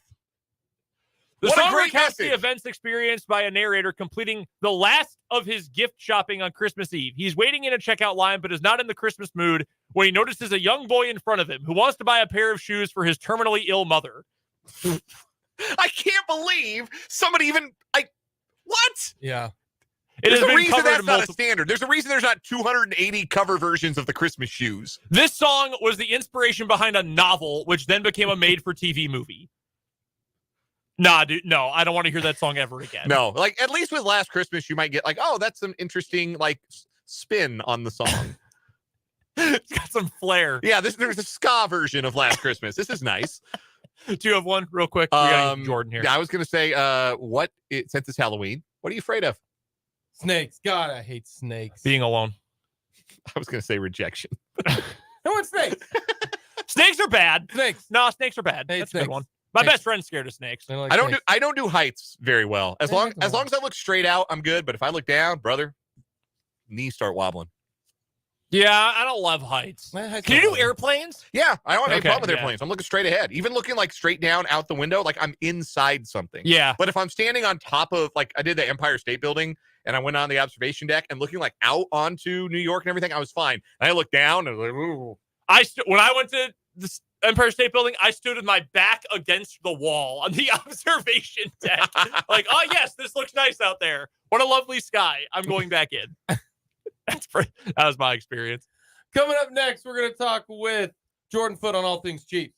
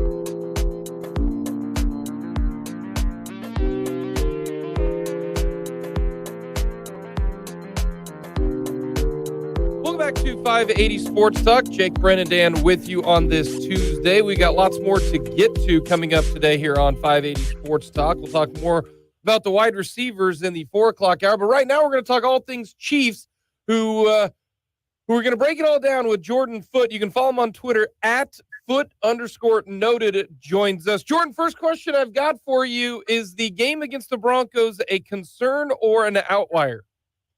I think it is both, and that's kind of a cop-out answer. But on one hand, the Chiefs aren't going to turn the ball over 5 times in another game this year. Like, it just isn't going to happen. They might have a 4-turnover game. They might have a 3-turnover game, but I'd be willing to bet a pretty big sum, if I had one, of course, that the Chiefs wouldn't do that again. So in terms of the reason they lost. That's definitely number one.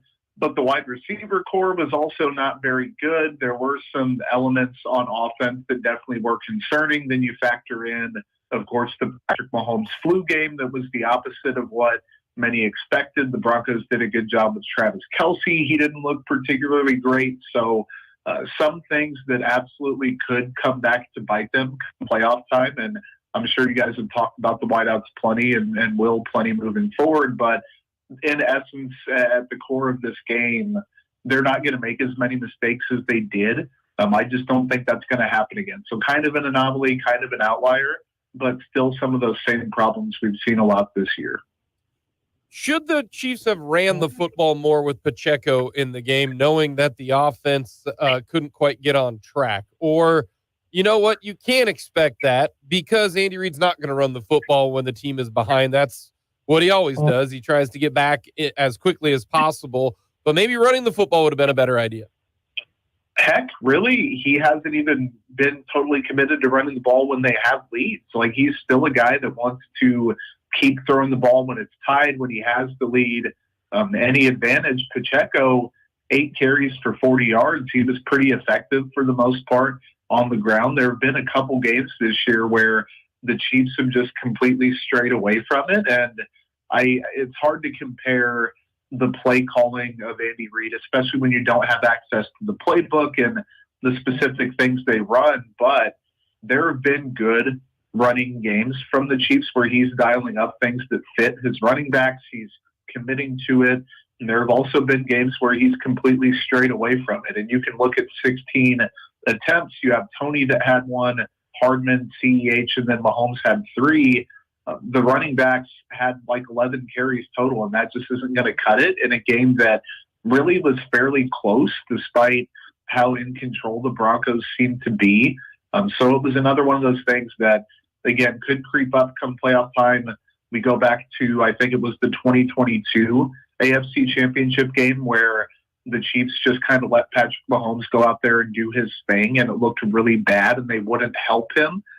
They needed to help him on Sunday, and that's something that is always going to kind of be a risk with Andy Reid. Do you see Mahomes holding the football a little bit longer right now? Yeah, no, 100%. It's been a thing all year, and part of it is he's been probably a top 5 quarterback instead of a top 1 quarterback. Just hasn't been quite as good as he usually is. Part of it is the offensive line being a little bit different and the tackle situation being off, but also his wide receivers aren't getting open like they should be. And I'm not one of those people that thinks that's far and away the biggest problem, but also the trust thing. You can say, okay, the only difference is that Juju Smith-Schuster's not there. That made a pretty big difference, it seems. He was more important than a lot of people thought, and he doesn't think people will be in the right positions. It's not about just catching the football, and that's something the KC Sports Network lab guys have been hammering home, and a lot of people have been honing in on. It's about running the right route. It's about the timing. It's not necessarily can this guy come down with this ball, because that shouldn't be a huge problem. So it's partially Mahomes, partially the offensive line, but again, a large chunk of that blame, that's going to go to the wide receiver core. We're chatting with Jordan Foote, who covers the Kansas City Chiefs for Sports Illustrated's Arrowhead Report. You can also find his work over at the KC Sports Network, and on Twitter, you can find him at FootNoted. He joins us here on the Fleming Place Wine and Spirits Hotline on 580 Sports Talk.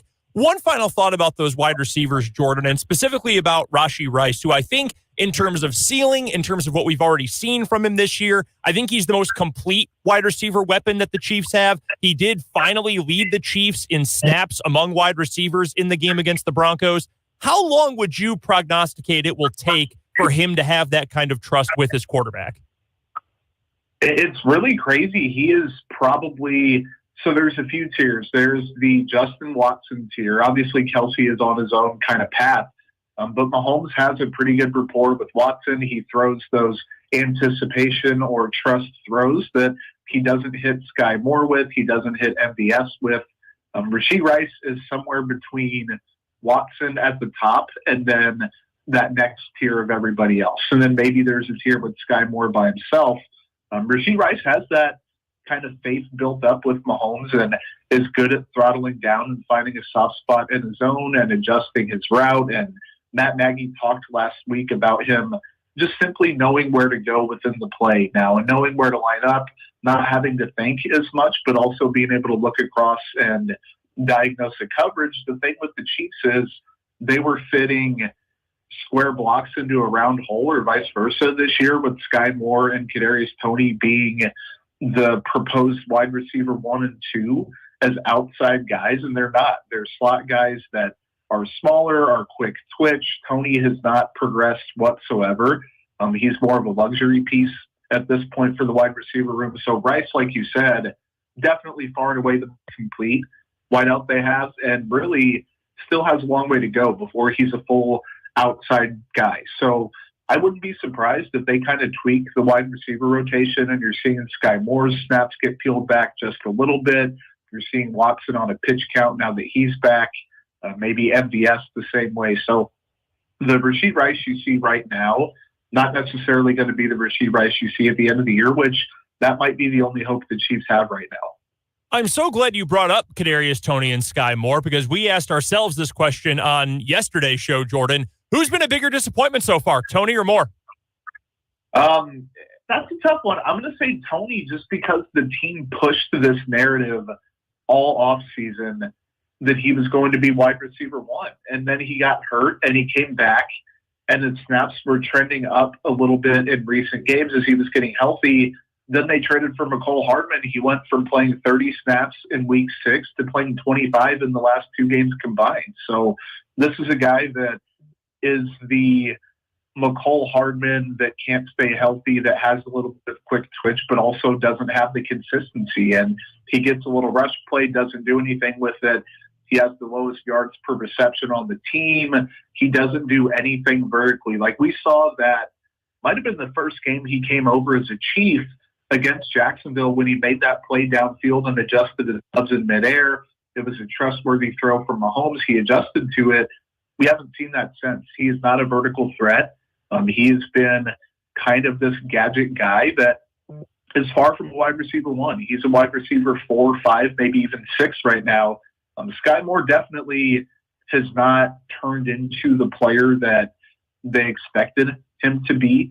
I think that there was just a little bit too much pumping of the sunshine there with Sky Moore. But Toney, you can't say that you're going to have him be the wideout 1 and then have him essentially phased out. You have to trade for McCole Hardman to keep him off the field, essentially. So both of them have fallen short, but I'm going to go with Kadarius Toney.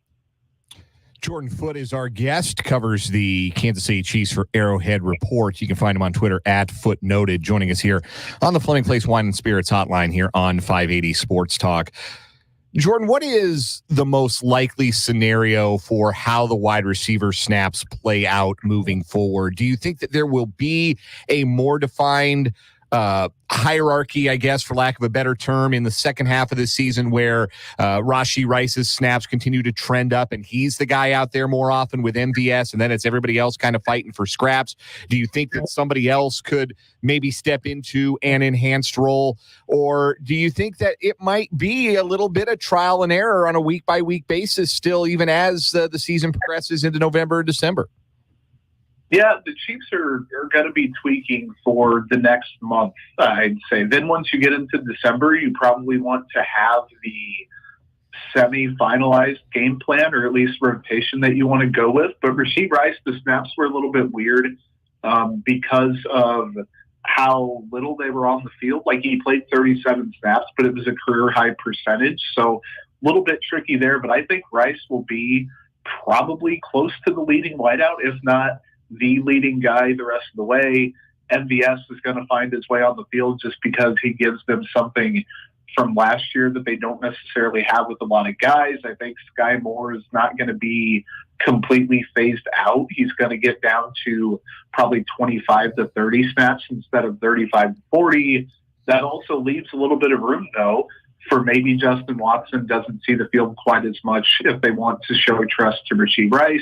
McCole Hardman sees the field more than Kadarius Toney, which in 2 games is already happening. So by the end of the year, I do think they're going to have a kind of finite plan and a solidified plan for how those guys work out. I don't know if it's going to be a good one, but I do think they're slowly but surely going to figure out who needs to see the field on what downs, what situations, and maybe they open up the play calling just a little bit more. Anything concerning from the defense in that loss to Denver, or do you just see those as short field flukes, those touchdown drives, and still have a basis for confidence that this is a top-tier defensive unit moving into the second half of the season? Yeah, it's insane that you're giving up drives. Their longest one was 55 yards, and then they had a 50 and a 42. The rest of them were under 40 yards for Denver. Throughout the game, they had just ridiculously short drives. The Chiefs were handing them very fortunate situations.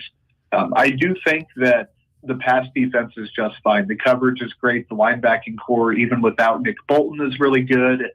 I don't want to say the Chiefs didn't want to be there on Sunday, but they played like it up front. They kind of got pushed back and blown off their blocks in the run game. You look at the stats, though, Denver averaged 3.8 yards per carry. The problem was they kept the clock running and ran the ball 40 times. Now, I don't think that is a sustainable kind of game plan, and it is something the first thing people bring up when they say, oh, how do you beat the Chiefs? You say keep them off the field, run the ball. The problem is when you're getting 3.5, 4 yards a carry, you aren't necessarily churning over those first downs. So the Chiefs' run defense has been a problem all year. They were 30th in EPA per run coming into Week 8 against the Broncos. So that is a concern. But the flip side, once you get into the postseason, you need to run the ball, but the difference is going to be the passing game. And I think the defense has been absolutely fantastic in that regard. So maybe not necessarily a top 3, top 5 defense like some people are saying, but is it top 10? I think there's a pretty strong case that it's going to be like that for the whole remainder of the year. Jordan, let's go to the Dolphins game. Is this a situation where contain Tyreek Hill and Jalen Waddle and the Chiefs will win? And if so, how do they do it? That is a lot easier said than done because Mike McDaniel, he is a fantastic coach. I mean, he's probably my favorite coach in the league right now with the things he does offensively. The motion, like Andy Reid, obviously a creative guy. When he has the horses for it, he can really do some crazy stuff. The problem is he might not have the horses for it this year. Mike McDaniel has to a healthy. He has a bunch of speed, even with some guys banged up, like the rookie running back on IR. They have Waddle. They have Hill. They've got enough to do some stuff. And I think this year the Chiefs have the best version of L'Jarius Sneed and the best version of Trent McDuffie, so that does help. The linebacking core is going to be nice. So they're going to spread out the field horizontally. They're going to get their shots vertically. I'd be surprised if the Chiefs held the Dolphins under like 24 points. That means the offense is going to have to show up. So the best way, again, to beat the Dolphins, probably keep them off the field. It's kind of like a Chiefs game plan where they're going to get theirs anyway. This year's Chiefs offense, obviously not the Chiefs offense of old. Miami's kind of taken that spot as the innovative, fun, fast, they're going to sling it down the field type offense. It's a lot of fun to watch, but also a very real pain to slow down. So it's going to be a lot easier said than done. They've got their work cut out for them. When it comes to the Eagles and the Bills offenses against the Dolphins, because those are the two games that the Dolphins have lost, and they're the two best teams that they've played. They beat up on the bad teams, and here's hoping that it continues. So what did the Bills offense and the Eagles offense do so well against the Dolphins? Well, I think two things are you look at the games Miami's played, and this is kind of where I'm not necessarily pump the brakes, but kind of pump the brakes. They barely beat the Chargers. They beat New England by a score. They had the Denver game, obviously, but they played the Giants, the Panthers. They played the Patriots last week. Like, they have played a ton of fantastic quarterbacks this year so far. Josh Allen just kind of went Josh Allen mode, had a perfect passer rating, I believe, in that game against Miami. But they also ran the ball 29 times. Like, they were fully committing to it and keeping that offense off the field. Really defensively, I think they just did a better job. And Philly just has a ton of talent to where facing that defense is crazy. Buffalo wasn't quite as banged up when that game happened, so they had enough to compete. So I think really you're facing a great quarterback, which the Chiefs have. the solution for. At least they have, if not the best this year, a top 5 again quarterback. They have enough defensively to slow down those 2 wide receivers. So it's going to be a team game plan. I don't think there's one matchup to watch. I don't think there's one player to watch it. It's going to have to be a full team stop to slow down this 6-2 team. Jordan, thank you so much for the time. We always appreciate it. Enjoy the rest of the week and enjoy getting up at 8 o'clock in the morning on Sunday to watch this one. Yep, I appreciate it. You guys too. That is Jordan Foote. He covers the Chiefs for Sports Illustrated. Always appreciate Jordan joining us on the show. We've got to get to a break. Coming up in the 4 o'clock hour, we've got more on the Chiefs to lead things off here on 580 Sports Talk.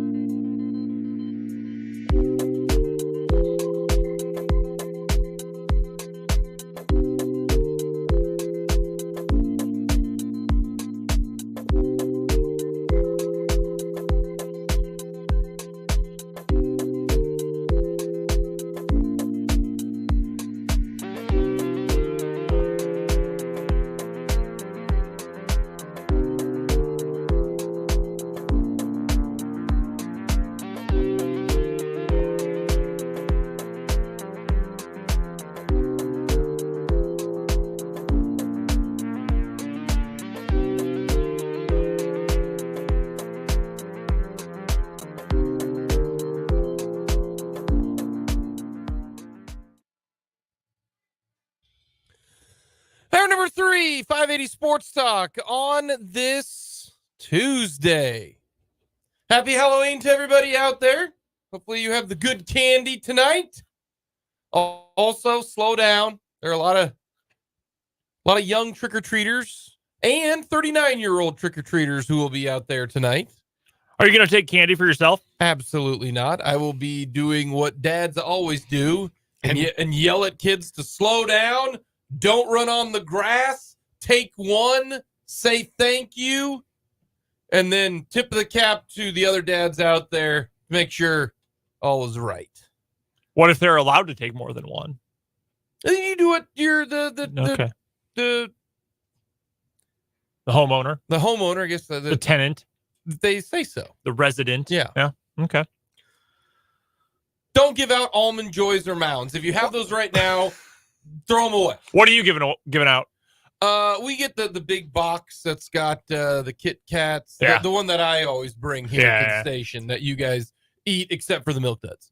Because I eat those. You guys hate those. We got the box of or the bag of the Reese's cups, the Kit Kats, and the Whoppers, and we put it in a bucket, and it's been sitting by the front door for a couple of weeks. And I'm not going to front, kids. You're not getting a lot of Kit Kats because I've eaten a lot of the Kit Kats out of the thing. Make kids sing the Whopper song to you if they want Whoppers. They're going to get Whoppers. We're getting rid of those. My older sister loved Whoppers. So after Halloween, when we would all get together and, pour out our bags of candy on the ground and say, okay, who doesn't want this? Who wants this? She always got Whoppers, which was fine because I didn't want them. Off-brand Milk Duds. Not for me. Whoppers and a Milk Dud aren't even remotely close. It's off-brand. Ridiculous. But slow down out there. We never get trick-or-treaters where I live. So. Oh, man, we get a bunch of them. You never do. We get a bunch of them. Looking forward to it. Always like Halloween. My wife going, you guys will see our costumes. My wife's tremendous crafter. Oh, my gosh. Really, really good. She was Timon? Your daughter was Timon. Our daughter is Timon. Okay. And our son is Mufasa, dressed as Simba, but he wants to be Mufasa. Yeah. I am going to go as Pumbaa. Okay. And my wife is going as Rafiki. That's good. Oh, speaking of Rafiki, I found this out today. Oh, I am waiting for this. Speaking of Rafiki. Do you know where I'm going with this? Absolutely not. Okay. That's why I'm like, friend, whoever says this is speaking of, and then the very specific monkey off the line. This has to do, Jake, with our close personal friend and athletic director at Brigham Young University, Tom Holmoe. What? Big Halloween guy. So I knew I liked that guy. So the official BYU Cougars Twitter account posted a picture of Tom Holmoe dressed up as is this Dumbledore? They mentioned Dumbledore in the tweet. I don't know. Yeah, I'm not a Harry Potter guy. I don't know. I had friends, so I didn't read Harry Potter. That's mean. I'm just kidding. I'm just teasing. Sort of. So he's dressed up like full garb. Like he's got rings, he's got a wand, like full get up as Dumbledore. Friend of the program, Shahan Jayaraja of CBS Sports, then replied or quoted it and said, BYU's athletic director, Tom Holmoe, is the unquestioned king of Halloween. And he proceeded to post pictures of him as another character from Harry Potter. I believe this is Voldemort, I believe. The one without the nose? Yeah. Incredibly in-depth costume. One of him as a genie. One of him as, I don't know the name, like from the Day of the Dead, I don't want to be insensitive. Playing guitar. It looks like a character from that Disney movie. Someone help me out here, please. I'm drowning. A mariachi? Yeah, but like dead. Like a skeleton playing mariachi music. You know what I'm talking about. And then Rafiki. He's got like a walking stick, a full body suit, a whole rubber mask. Oh, yeah. My wife specifically got the specific face paint to put on her face for Rafiki. Yeah, she goes all out. So next time you talk to your close personal friend, BYU athletic director Tom Holmoe, ask him about. We're going to be talking about Halloween. Yeah. What's the plan coming up this year, Tom? Nice. Yeah, we got all your Jerry Rice stories last time. This year, I want your Halloween stories. Exactly. Did you and Andy Reid ever dress up for Halloween together? Yes. Yes.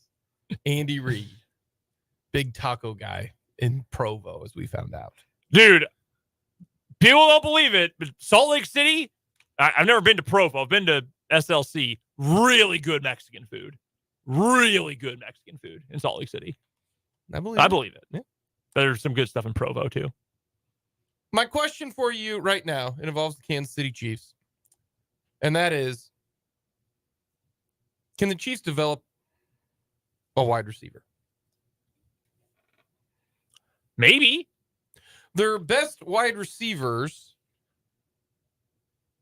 are Tyreek Hill, who that was pre this coaching, this staff. It was Pre John this Dorsey. general manager, yes, yeah, but yeah. Pretty similar coaching staff. Juju Smith-Schuster, who was a free agent, 1-year guy. Mm-hmm. And then who would be, the next best wide receiver?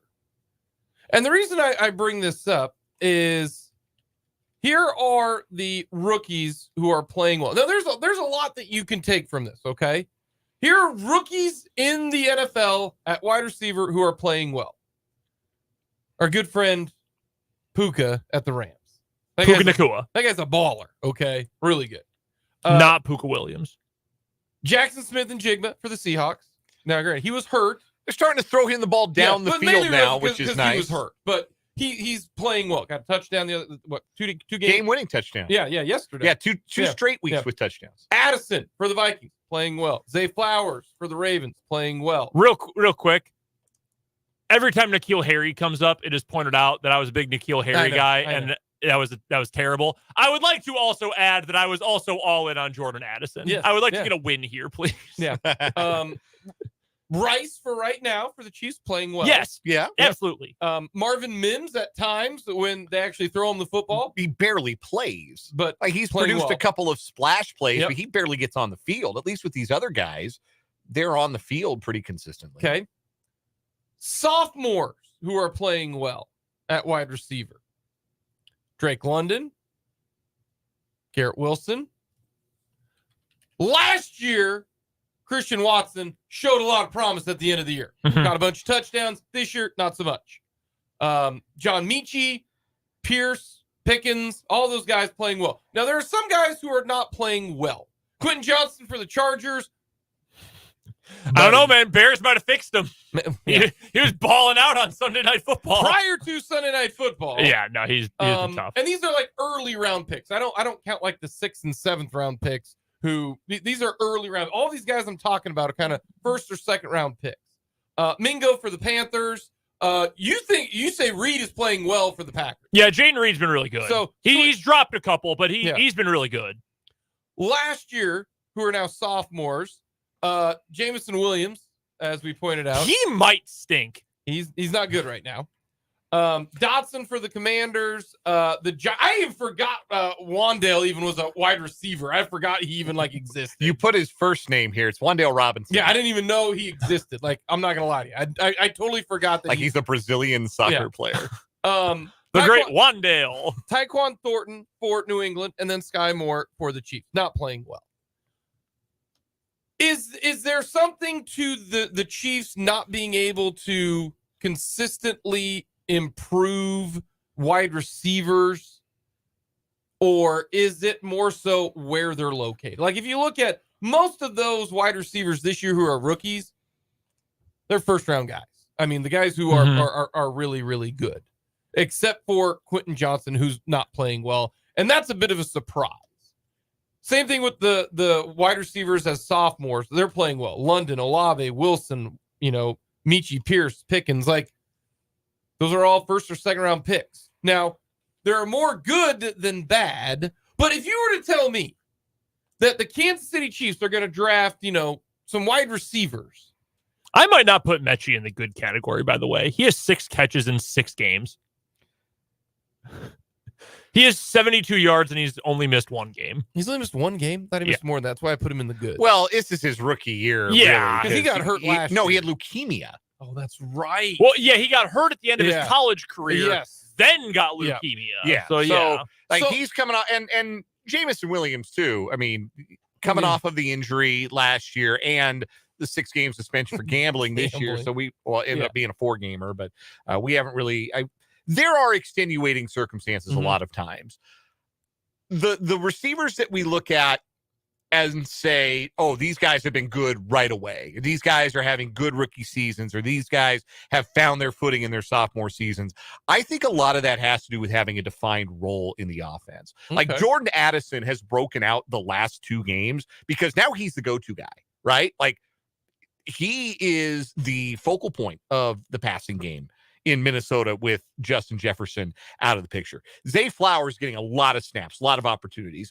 Jackson Smith-Njigba is finding, after a slow start, he's finding his role because he's clearly the number 3 guy in that passing game with the Seahawks because they have a legit number 1, and you can argue they have 2 legit number 1s in Lockett and Metcalf. Puka Nacua was wide receiver 1 to start the year for the Rams, as it turned out. Now that Kupp's back, you could argue Nacua still is, but success as a wide receiver is so much about having a defined role in the offense, knowing what it is that you're going to be asked to do, the routes you're going to be asked to run. And my sneaking suspicion about Sky Moore is that the Chiefs still haven't quite figured out what it is that his role should be. Is that a demerit though for the Chiefs that it's not good that they can't figure it out? It's not a good thing for the Chiefs, but I also think it means that could still be something there. I'm not ready to write him off. Like you're ready to cut him after he dropped that touchdown on Sunday. Don't deny that you were. You said that on Monday's show. No, I'm fully okay. No, with he's I solid. don't see a ceiling with him at all. I'm not there yet. I'm not there yet because there was something there worth drafting in the second round, and I just think it's a matter of what is the role that best suits him and finding that role. My question there, and I don't necessarily disagree with you. Why is it taking a year and a half to find that? Like, it's not for a lack of opportunity this year, right? I mean, there's plenty of passes out there to catch if he was able to do it, and it makes me wonder, why can't they find a role for him? Is it coaching stubbornness? Is it the fact that what they've tried with him hasn't worked, that he doesn't pick up the playbook? And I'm not. Yeah, this might not be something you can answer. I'm just saying that's a concern to me. It's a fair question, and it's a fair concern. And there is a very real chance that we are looking back, Jake, as you said yesterday, we look back at this in a couple of years and say, yeah, that was one of the worst draft picks in the Brett Veach era, a waste of a second-round pick. Like we're in range where that's a very real possibility. But I think that when you compare Sky Moore to his peers, the peer group that is having success has a more defined role in the offense than Sky Moore. Because remember last year they tried him as the jet sweep guy about halfway through the season, and that's not him. And some of the reason I think they misevaluated Sky Moore, because when I look at Rashid, and that happens, it does, and that's what I'm hoping, because there's so many second and third round wide receivers who end up being really, really good, and you would think with Patrick Mahomes, with Andy Reid, with Travis Kelce out there, that you should be able to get open, because you're not on the number 1 guy, the number 2 guy. You're like the number 3 guy that's out there right now. You know what I'm saying? Mm-hmm. And at least when I look at Rashee Rice, I see a big physical guy who can catch it and make a play.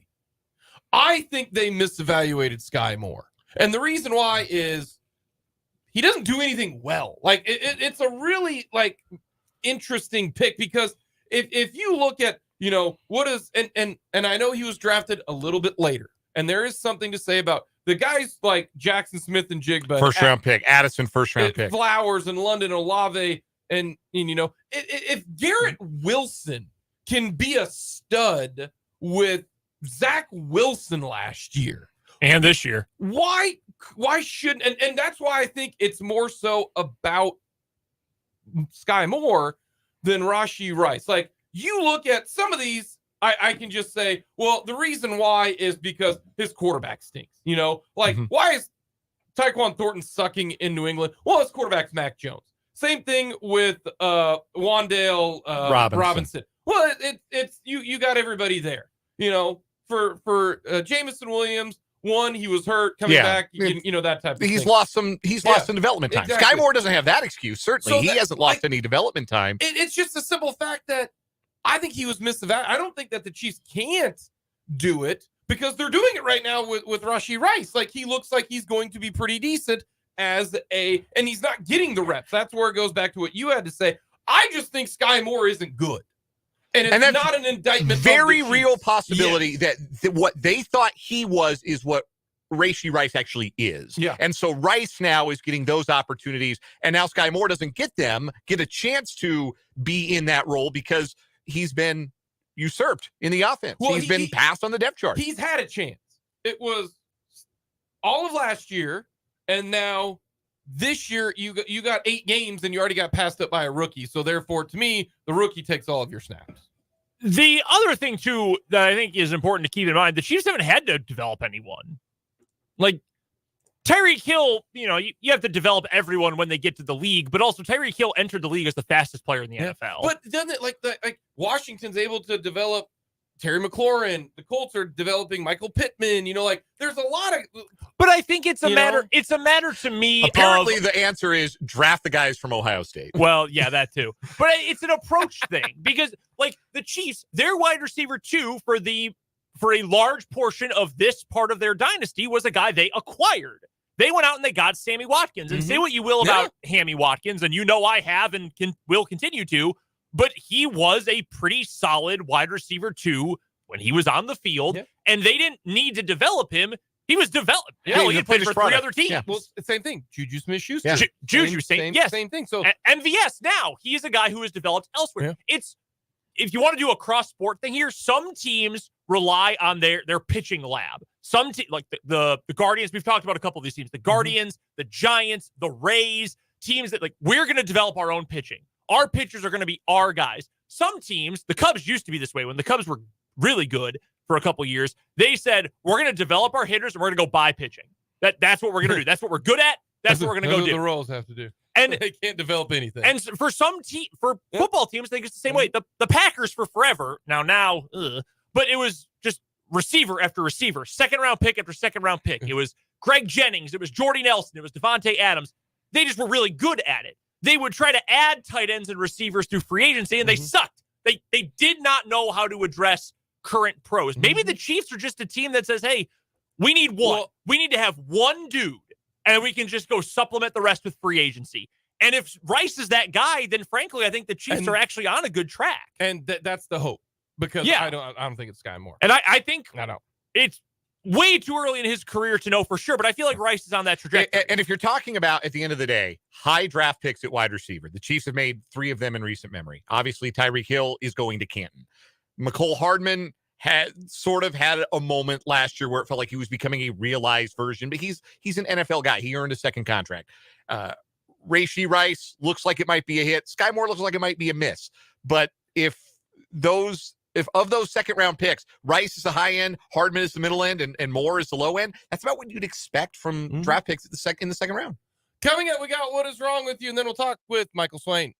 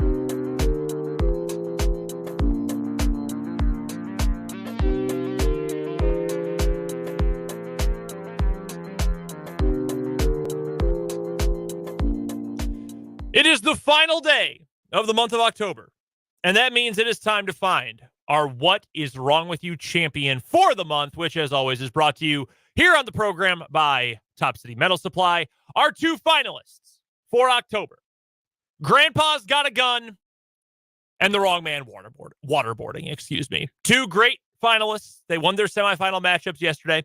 Let's get to each story if you have not heard them already. We start with the more local story. A wedding officiant in just southwest of Lincoln, Nebraska, Denton, Nebraska. There we go. 10 miles southwest of Lincoln.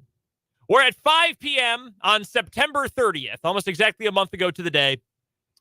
A 62-year-old man shot his 12-year-old grandson. Now, how we got there is where the What Is Wrong With You comes into play. Yes, he was officiating a wedding. And, when you're about to officiate the wedding, you need a few things. Do I have my notes? Does everybody have their rings? Do I have the marriage certificate? Do I have my gun? Not to shoot anyone, just to get everyone's attention. To make sure I got everyone's attention when I wed these two and sanctify their marriage and holy matrimony and all that business. So the 62-year-old gentleman had his snub-nosed revolver with him, and he thought he would fire a blank round into the air to get everyone's attention.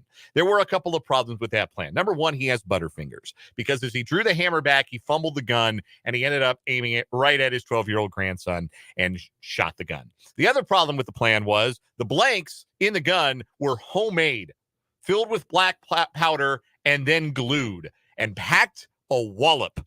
So much so that when it struck the 12-year-old grandson in the shoulder, he needed to be taken first to an area hospital and then transported to a hospital in Omaha for further treatment. The injury was severe enough, not life-threatening, but severe enough that the charges against the 62-year-old are a felony for child abuse.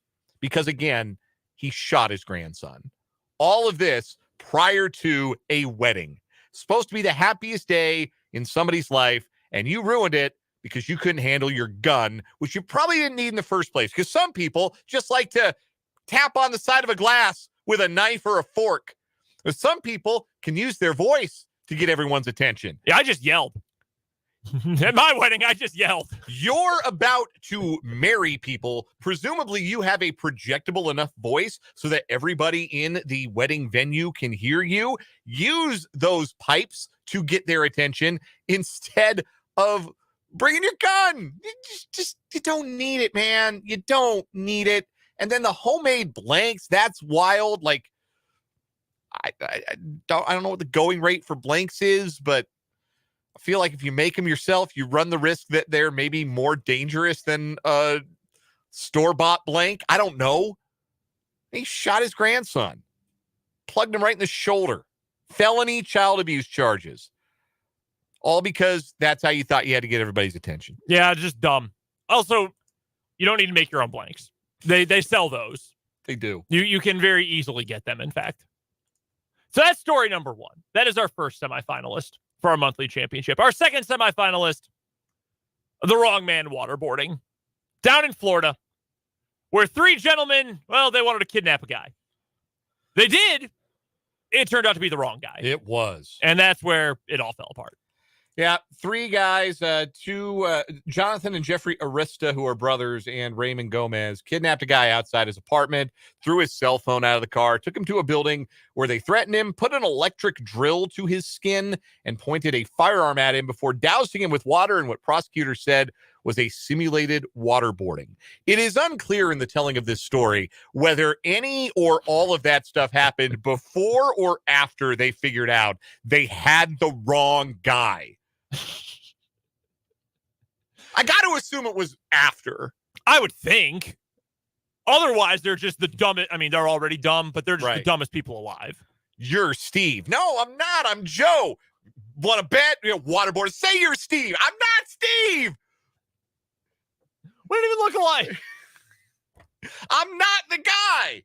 And eventually, however it came to be, the kidnappers realized that they had the wrong man, so they got him a cell phone, accessed his iCloud account, found the phone number of the guy who was a coworker of the actual victim that they really wanted to kidnap. So they drive to Pompano Beach, Florida, and ask the victim to get the coworker to come outside. This is at 2:08 in the morning.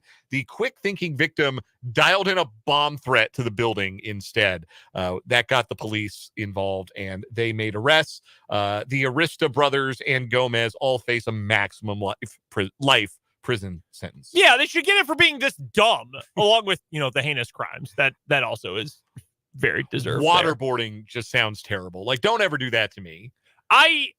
It does sound awful, and there's a reason you're not supposed to do that at a administrative, governmental Guantanamo Bay kind of level. I just can't get out of my mind the scene in an episode of It's Always Sunny in Philadelphia where Frank waterboards Dee in a urinal. It's a leaky urinal, and he just keeps flushing it. It keeps pouring water on her face. Like, how do you? I guess it describes to us how it happens, but I don't know, man. This is so messed up. These guys are so dumb and awful criminals. Awful criminals. That's the one thing, the one piece you cannot forget is the victim. And you grabbed the wrong one. And then got lazy at the end and said, yeah, you go do this. We'll wait here. What did you think was going to happen? There are other phones in the world, guys, not just his. All right, those are our two winners for What Is Wrong, or our two finalists for What Is Wrong With You. We would love for you to send in your votes, either on the text line, 785-272-9429, or in the comment section on YouTube. In case we need a tiebreaker, we want your votes to come in. So, 580 Sports Talk on YouTube, 785-272-9429 is the text line number if we need a tiebreaker. Who are you going with? Man, there's just so much with the wrong man waterboarding. It's just it's a comedy of errors. I'm more upset about Grandpa and his gun wounding his own grandson, maybe doing some long time damage to the kid's arm just because he couldn't yell, couldn't make his voice heard. Had to have the gun. Guns solve problems. Like, you gotta stop looking at, I got a problem solver and his name is Revolver. Like, no, enough of that. Like, let's think inside the box and outside the bullets and solve some of our problems in some different ways. But these guys kidnapped the wrong person and waterboarded the wrong person. It is so inept. Just the entire operation is so inept that I am leaning toward the wrong man waterboarding as our winner. They went so hard to just tear this man to pieces, and it wasn't even the right guy, and it all just fell apart from there. I'm with you. I think the other story is really funny. I think it's also really maddening and really also very stupid. But every single part of the wrong man waterboarding just makes it worse and worse and just compounds on itself. And I'm going to go with that one as well. That is our winner for the month of October. A very fitting winner. We did have votes for both sides. We have one vote on the text line from the 785. Waterboarding is a whole different level of What Is Wrong With You. We also had a couple of votes, one from the 913 for Grandpa, because the criminals are just dumb in general. See, that is the only thing that gave me a little bit of pause, is because these guys were intending to do something evil. Like, they are criminals. They were out to do something bad. The other guy was just a moron. Like, you should know, at 62 years old, you should know better. Yes. You should know how to handle, and I know accidents happen. I get that, but you should know how to handle it, especially when there are children in the area and you have homemade bullets. Homemade blanks. So stupid. Like, we looked this up when this story was new. We looked up how much it cost to buy blanks, and it's really not all that. I don't want to open up all these websites on our work Wi-Fi, but according to gun.com, yeah, we were at wine.com a couple of weeks ago. Now yeah, that's true. Gun.com. You could have afforded it. I'm certain of it. Ask the bride and groom to pay for your blanks if you need to. All right, dude, come on. Ask the bride and groom to help you get everyone's attention. Yeah, no kidding. Ask the 12-year-old to get loud. I'm sure he would love to. That is our winner, though, the wrong man waterboarding for the month of October in What Is Wrong With You, which is, as always, sponsored by Top City Metal Supply, who cuts the metal you need to your specifications, saving you time, money, and material. So never settle when it comes to your metal with Top City Metal Supply on South Topeka Boulevard. With that, let's get to a break, and we'll get to Michael Swain right after that for Jayhawk Weekly here on 580 Sports Talk.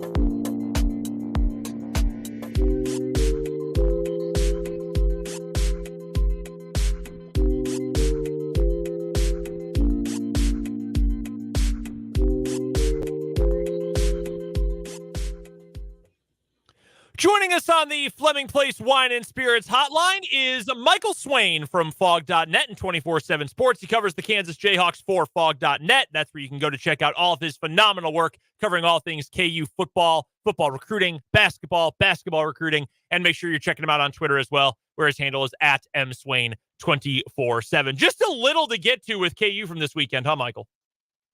Yeah, just a little bit, right? This will be a really boring month coming up, won't it?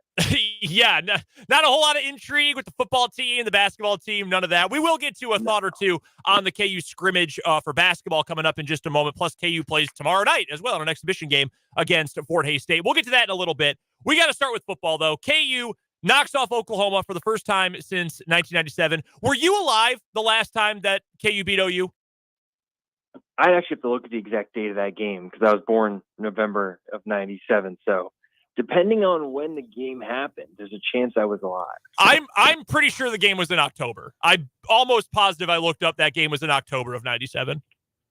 Then definitely not. I was not alive then. Well, I was 11, so I guess I'll just go die over in the corner over here. I was alive. I was 3, but I was alive. So you got that going for you. I might have watched it. It might have been on TV. Michael, what is going to be the lasting image of that game for you, that KU win over OU? Yeah, I think anytime fans have the opportunity to tear down goalposts, I think that is something that will probably stick with me, especially being on the field and kind of seeing it happen, not too far away from me. I think that's really cool. And I think it's, field storming has become a little bit, more uncommon because of, KU's winning more, where I think there were times when, KU fans would storm a field just for a Power 5 win or something like that. And now it's the point where, it's the number 6 team in the country going down that causes the field to be stormed. So I think for me, that's one of those moments that I think is pretty cool, and seeing all the players come back out of the tunnel to watch the fans try and take it down. It was kind of cool to see them even being able to kind of take in that moment. You don't often see a player get 3 chances in one game, let alone one quarter, get a chance to write or rewrite the narrative about their game, their season, even their whole career. Jason Bean's first time, he threw a bad interception into traffic. Second time he got a chance, one of the worst passes I've ever seen on that aborted screen pass. I mean, it was just a disaster. And then he got one last chance after everybody on my Twitter timeline had said horrible things about him and everyone he loved. And he comes out and he grits his teeth and makes enough plays on that final drive. The 37-yard completion at Lawrence Arnold, obviously the biggest among them. KU ends up getting that game-winning drive and winning. We heard a lot from Lance Leipold after the game about what he thinks of Jason Bean and the way he roots for him in a way he doesn't root for players very often. But what did that performance say about who Jason Bean is as a player and as a leader for this team? Well, it certainly goes to show, I think, his mental resiliency. And look, I even think you could say that, here's how I'd frame it. You look at the way that kind of last 3 drives went. He throws the first interception and then clearly is not the most confident, because I think if you're super confident in your reads, you're probably not going to throw it right to a defensive end. But I think it also shows that probably had an opportunity to take a deep breath. He gets some words of encouragement from teammates and coaches and go out there and do it again. And I think it's kind of the classic, pull yourself up by the bootstraps and go and get back to work. And I think he embodies that. And I think that's one of the reasons why, if you listen to his teammates talk about him, why they have so much respect for him, because he's shown that he can do it, right? You look at the Oklahoma State game. I think you even look at, there are a couple throws that he makes against Oklahoma. He's got talent, and it's about, I think, negating some of those issues that he does have with reading the field. And I think his teammates love the fact that he keeps going out there, he keeps battling, and isn't shying away, right? He's not always checking the ball down, when things are getting tough. He's still trying to push it down the field and still trying to make plays happen. I think that's why his teammates like him. And I think Lance Leipold just likes that work ethic that he has, because he's not a big guy that's going to go out and talk a lot or talk a lot of trash or anything like that. He's about the work, and he's about trying to make it happen on the field, which I know is something that Leipold probably appreciates. Offensive line play for KU has been strong throughout the year, and I think KU really needed to have a bounce-back running performance in this game after they really struggled to move the ball on the ground against Oklahoma State a couple of weeks back. I thought Jason Bean had plenty of time to throw. I mean, the play to Arnold at the end of the game that I just brought up, I mean, he had all day to throw. I loved the concept passing. The protection was great. I thought they had played really well overall. What'd you think of the way that they were able to go up against, even if it's not the best defensive line OU has ever had, a lot of athleticism, a lot of size, a lot of talent on that group still. They're obviously well coached under Venables. What'd you think of the way they held up? I thought they were great. And this was kind of I think generally, right, I think KU just outcoached Oklahoma, because I think if you look at the post-game win expectancy numbers from Bill Connolly, or just the success rate numbers, like, KU should not have won this game, right, if you look at the actual statistics of the way it played out. But I think you got to give the coaches credit, and I think coaching is what allows this offensive line to play so well, because I think Dominic Cooney is someone that maybe with good testing and good pre-draft process, maybe he could be a late round pick. But, outside of that, the rest of the offensive line, if they left this year, are not going to get drafted. And yet they're out there playing like a unit that has a bunch of guys that could go and get drafted because they play so well together. And I think you saw that. How many times were Oklahoma players just on the ground because KU got perfect leverage right off the line of scrimmage, and being able to understand where they need to put their hands and where they need to kind of move guys. So I thought they were great. I think it speaks volumes about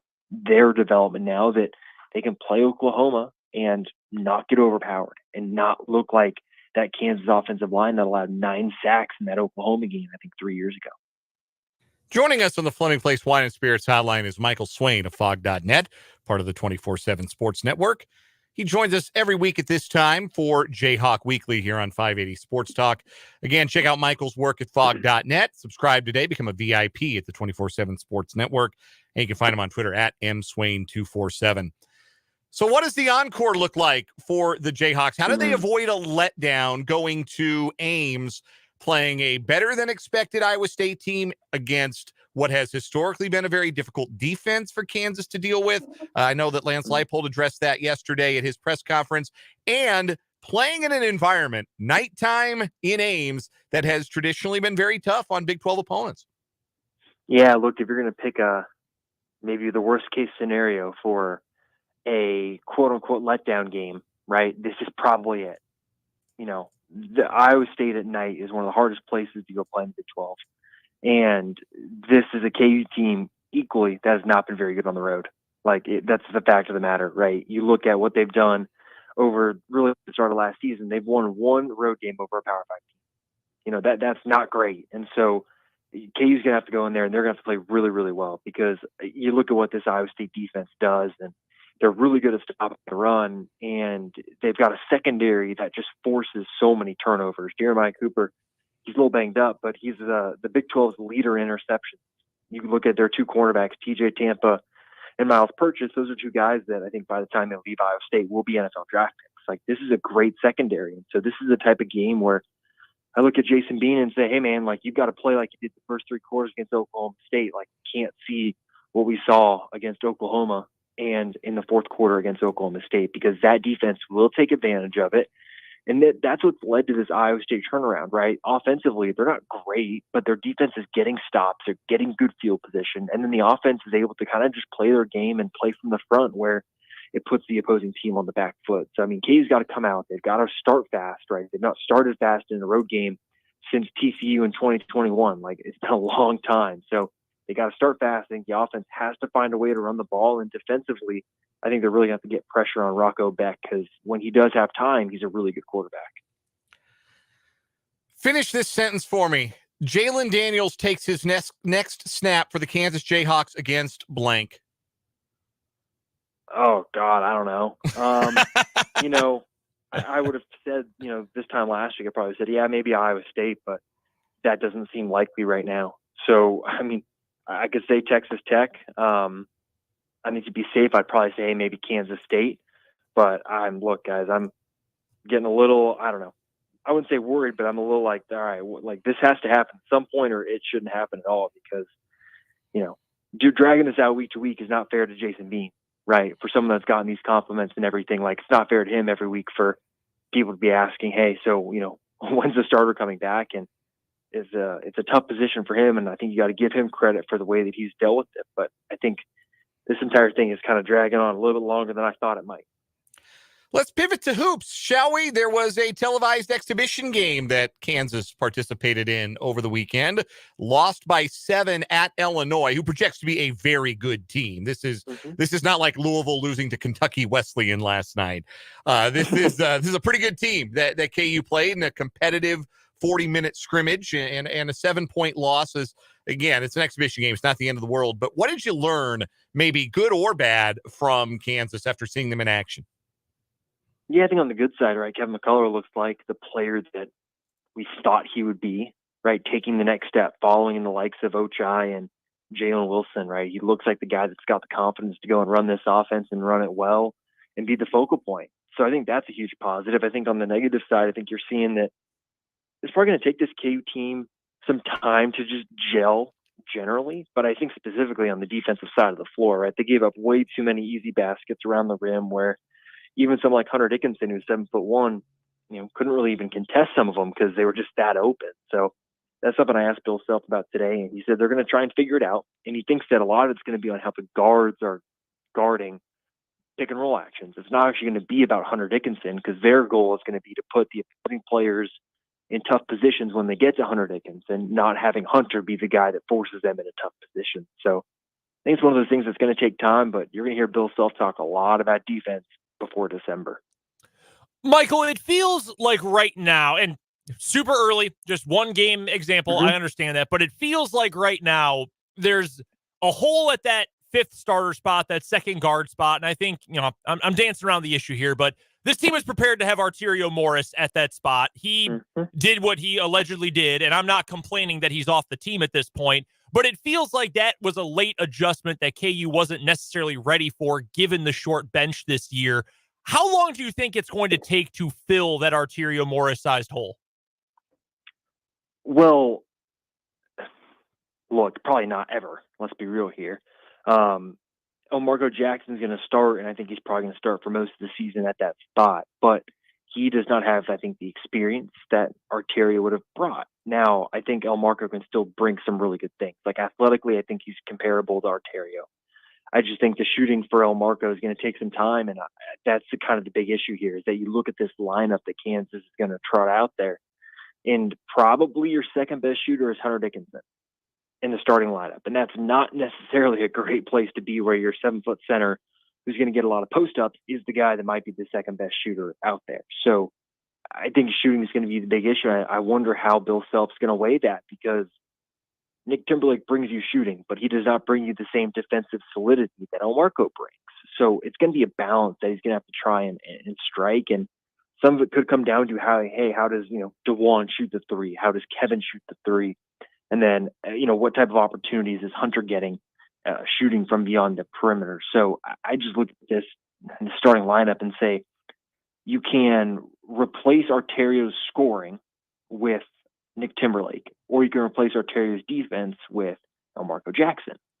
You can't replace them with one player. And so I think that's kind of the issue they're going to run into. And I think in the long run, right, Johnny Furphy could be a guy that if he does prove to be what I think people hope he can be, maybe someone that can contribute in terms of that two-way ability, but he's not going to be what I think people expect Arterio to be this season.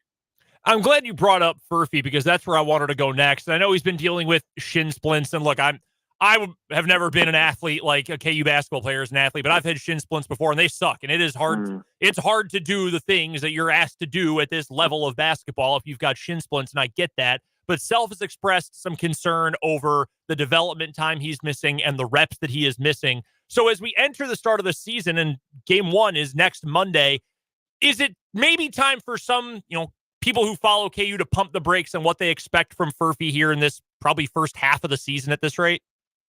Yeah, I think that's fair. You'll see him probably play tomorrow night against Fort Hays State, probably on like a minutes restriction to start. But it sounds like these shin splints come from a growth spurt he had where he's now obviously 6'8", but he's grown a lot, I think, in the last 18 months. And so that's what this comes from. And it's something that he's been dealing with for a little while now.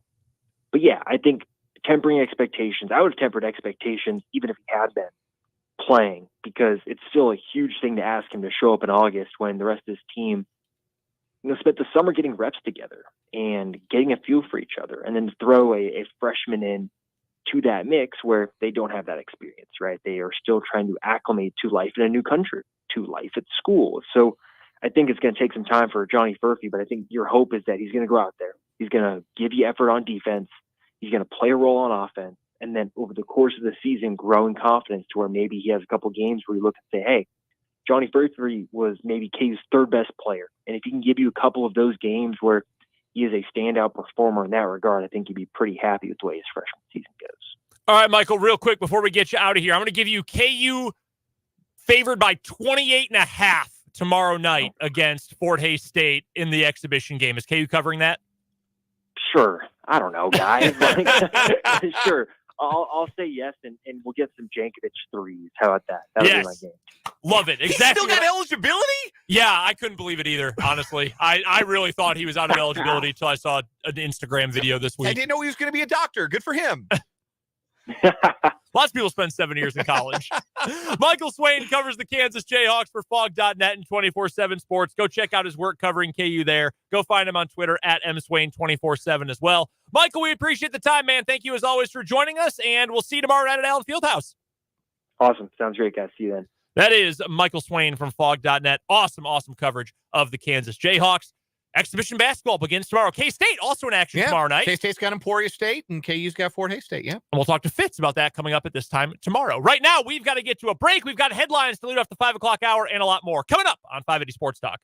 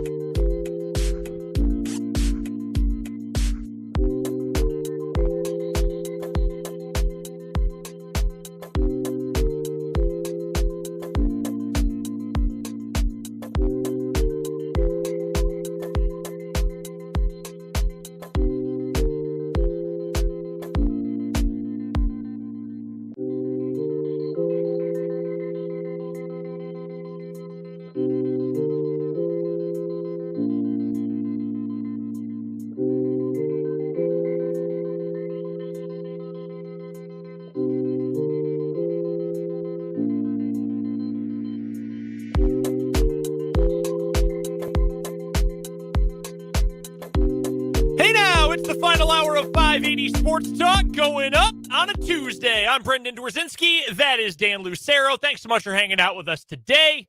We appreciate you spending some of your afternoon hours with us. We've got 1 hour left of the program. We've got a bunch of 580 Sports Talk headlines to get to, including plenty from the NFL trade deadline, some K-State news that broke mere moments after we went off the air yesterday. I believe it was dumped at 6:02 p.m. yesterday. That's a downright KU-like news dump from Kansas State. I got to give him props for that. That's a professional move. That's how you know that basketball program's big time. Right? News dump right after all of the drive time shows go off the air. So we'll get to what's going on with Naquan Tomlin and Kansas State. We'll also get to the college football playoff rankings. They come out tonight, the first ones of the year.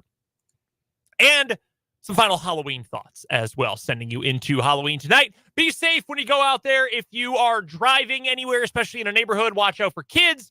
Because as I know, as a kid, I used to just like run wherever and not really look where I was going. A lot of kids do that. Yeah, so they do. Be careful. Not everyone is with a parent. Maybe kids are wandering in the street. Be careful. Yeah. A lot of kids, a lot of families out. Also, give out good candy. Those are my 2 PSAs for you. Give out good candy. It's worth it. Because you're going to make a bunch of kids happy and their parents happy too, which parents, I know you want that for sure. Don't forget, hit us up with your thoughts on anything we're talking about on the show, either on the text line 785-272-9429 or in the comment section on YouTube, our YouTube channel called the same thing as our show, 580 Sports Talk. This is 1 year since we first had our first ever live YouTube show. We have been on YouTube every single show since October 31st of last year. 1 whole year of that. How about that? So that means there are 1 full year's worth of archived shows on our YouTube page, 580 Sports Talk. You can go back. You can see what's changed in a year, how much younger we all looked. Yeah.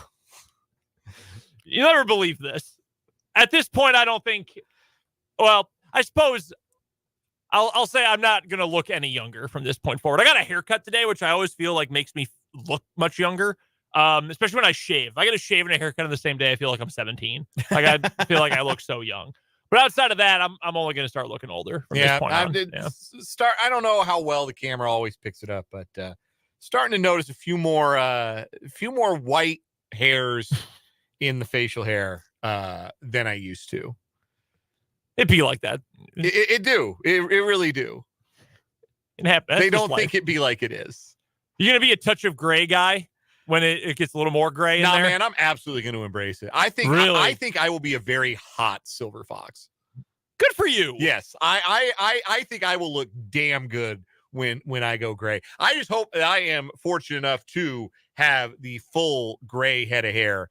My grandfather on my dad's side hairline still strong to this day. By the way, it is his birthday today. Hey! So happy birthday to my grandpa Rudy Lucero. Happy birthday to him. Grandpa Rudy. Yes. A loyal listener of 580 Sports Talk. Absolutely. He might be listening right now. Shout out. And happy birthday. And his hairline strong. Mm-hmm. My mother's father didn't have the strong hairline. And they say that's where you get that gene from. So little concerned. But if I manage to hold on to the hairline, if I manage to keep the hairline strong, I will less hats and more silver hair. And the silver beard. I think I'll look good with a silver beard. I really do. Abby and I have talked about this because one time she saw one gray hair in my head and I was like, oh God, oh, terrible. And now she's like afraid to ever mention it ever again. I did not have a good reaction to it. I'm dying it. Like, especially when it first starts, I'm dying it. I don't care. I'll be vain about it. Yeah, that's exactly what it is. As long as you acknowledge it's vanity. Yeah. Oh, 100%. See, the one worry I have, my hair is thick, you may have noticed, Yes. and it's still pretty darn brown. My dad, sorry Dad if you're listening, fully gray by the time he was 31 years old. Fully gray. Has been gray to white for, I won't give his age, for many years since then. Okay. I'm fairly close to that age, have not gotten close to that point yet, but I also don't want to get to that point. So I'll be vain. No. I don't care. I'm dying it when I get there. I might have a ways to go. I'm just saying, I'm starting to notice in the beard, there's a few more white hairs, and I'm gonna embrace it. I really am. I respect that. much respect for With that. like the Deion Sanders beard he had going Yeah. the other day, last week. All right, let's get to some 580 Sports Talk headlines. We've got a lot of them to get to today from the NFL trade deadline. That is where we'll start. We'll just go one by one. There weren't a ton of them, some of them more notable than others. We led off the day. The Washington Commanders traded defensive end Montez Sweat to the Chicago Bears for a 2024, so next year, second-round pick. Right now, that is the 35th pick in the draft for a defensive end who is on an expiring contract. Now, you would assume the Bears made this trade with the expectation that they are going to extend Montez Sweat. If that happens, I still have some questions about the long-term viability of this move because it doesn't sound like they're going to re-sign some other key players in the defense, which is kind of confusing. But fine. They need a pass rusher desperately. If they don't re-sign him, this is the dumbest trade I can remember. Well, honestly, It's dumber than them trading for Chase Claypool a year ago. Yeah, because you don't go and get a rental player if the idea is if you're renting a player, you're making a run. Like the Seahawks going and getting Leonard Williams or the 49ers going and getting Chase Young. The idea is this player is a piece that helps us get closer to making a deep playoff run, maybe winning a championship. The Bears aren't there. Nope. They have no realistic expectations that they will get there. So unless they re-sign Montez Sweat, they have wasted the 35th overall pick on nothing. So they have to. Like, they have a choice. Yeah. They have to re-sign Montez Sweat.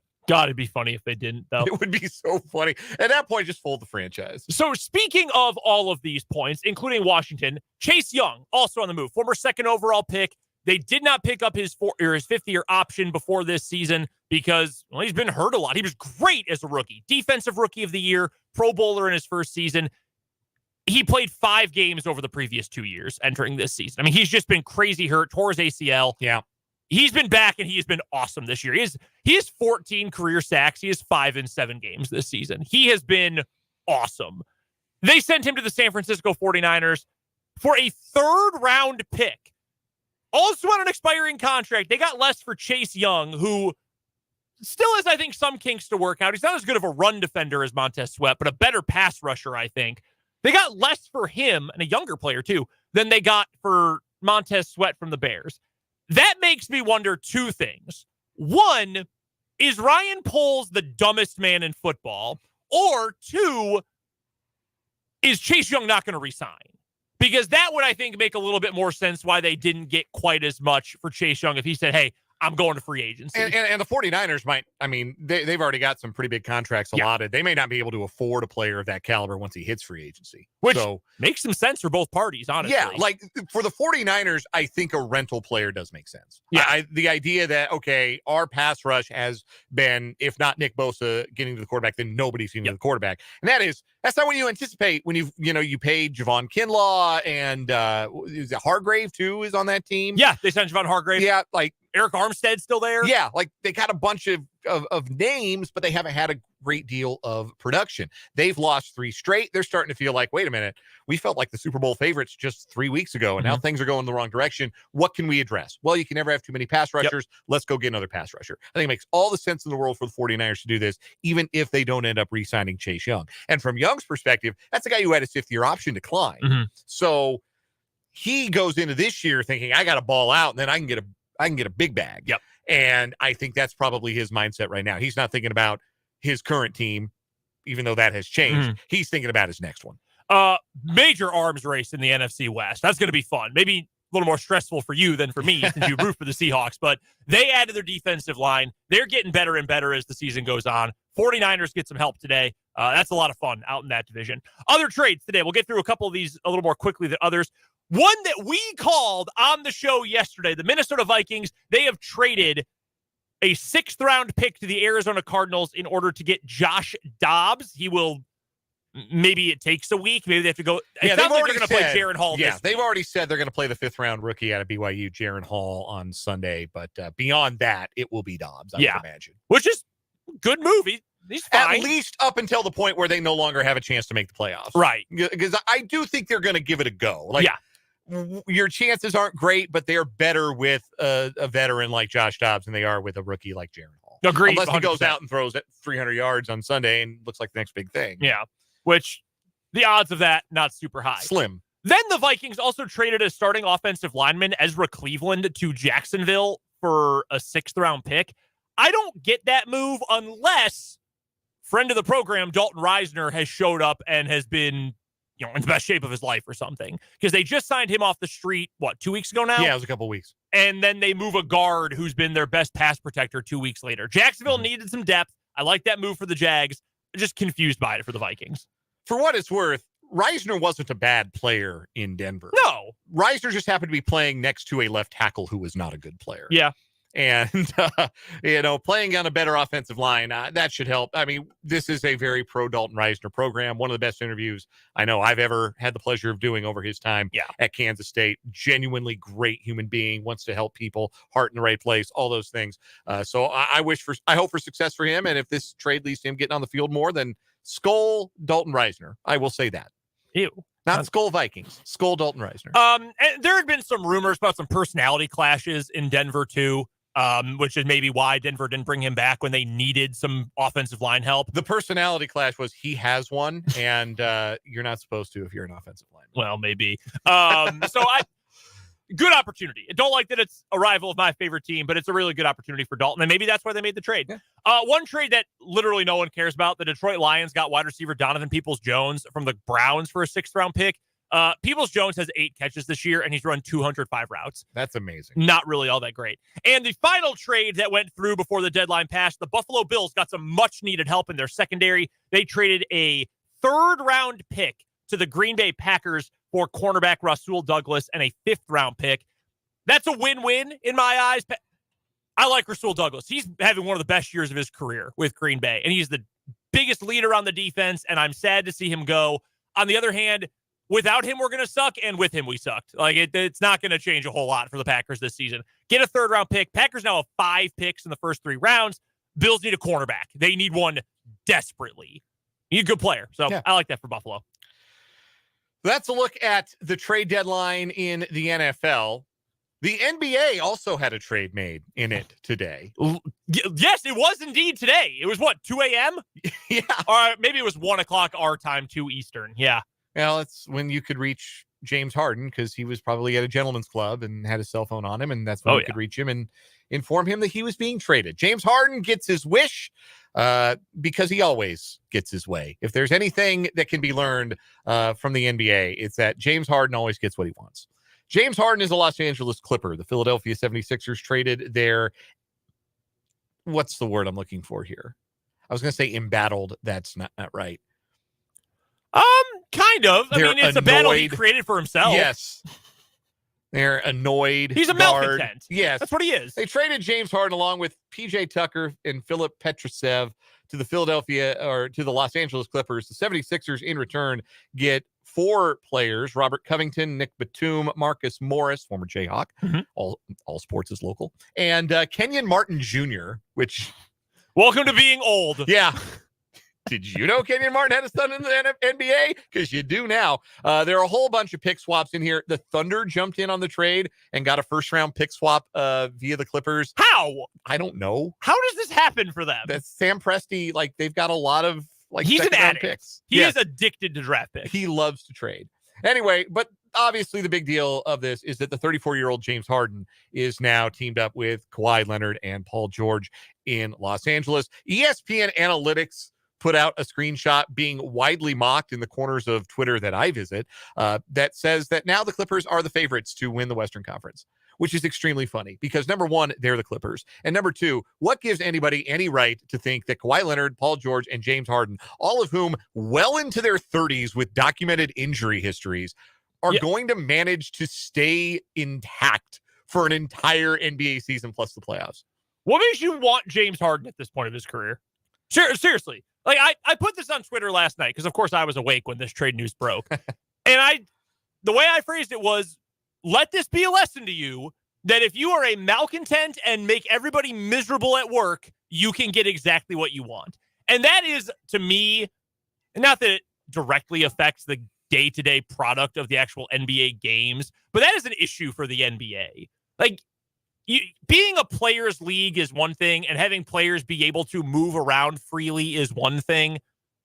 But Like, dudes just hold out for trades all the time. Like, contracts mean nothing in the NBA. They mean absolutely nothing, especially if you're a bigger named player. James Harden absolutely should not have been moved to LA. Like, you want to trade him somewhere else. But the fact that he got everything he wanted after being a pain in the ass all offseason, that doesn't sit well with me. No, and then the 76ers and their general manager, Daryl Morey, were holding out for like very specific like benchmarks to be met in a trade return, and then those benchmarks weren't hit, but they trade him anyway. So, Nothing. The 76ers, they've got the reigning MVP, but they're also worse. And then the Clippers, they're old, man. Kawhi's 33, George is 32, Russell Westbrook is on that team. Like, if you played like NBA 2K16 and put this team together, you would never probably lose a game ever. But these dudes ain't 2016 anymore. Yeah, they're getting a lot younger, and they're not getting any younger. And what have the Clippers done in the Paul George, Kawhi Leonard era in the playoffs? Well, last year they got smoked by the Suns. 2 years ago, they got smoked by, I believe it was the Dallas Mavericks. Yeah. 3 years ago, in the bubble, they blew a 3-1 lead to the Denver Nuggets. Like, they are who they are. Stop trying to make the Clippers happen. It's never going to happen, even with James Harden. No. There are stars in the NBA that make you, like, you can piecemeal it together and be a contender, but you need to have a transformative star. The Nuggets have one. It's Jokic. The Bucks have certainly one. You could still argue too. I think Kawhi Leonard was that, but I think the injuries have made him less that moving forward. Like, still a great talent. So is Paul George, but like, I know what will get these guys over the hump in the playoffs. Noted playoff performer James Harden. Well, and even he at one point, you could say, like, I mean, when he was in Houston, he put up insane numbers. But, you know, LeBron has, maybe not now because he's so old, but he's been that guy. There are a number of those in the league. Mid-30s, Paul George, Russell Westbrook, Kawhi Leonard, and James Harden, who is trying to eat himself out of the NBA as well. Like, that's not that guy. So, best of luck to both of those teams. I don't know what Philly is doing. I like, they had to get rid of him somehow, but I don't know what they plan to do this year. No, they could put a player next to Joel Embiid that actually makes plays when it's April and May and June. And they had one. They had one who just played in the NBA Finals, and they chose Tobias Harris over him. Jimmy Butler, on record, is quoted as saying, Tobias Harris over me? Maybe Philly has a chance at a title, a better chance at one if they had kept that guy, but they kept Ben Simmons and Tobias Harris instead. Next headline for me on our 580 Sports Talk headlines for today. We might as well get to this. We didn't get a chance to talk about it earlier in the show because there was a lot happening at the trade deadline. Naquan Tomlin has been suspended by the Kansas State Wildcats, at least reportedly stemming, from a fight he got in this weekend at Tubby's, the bar in Manhattan.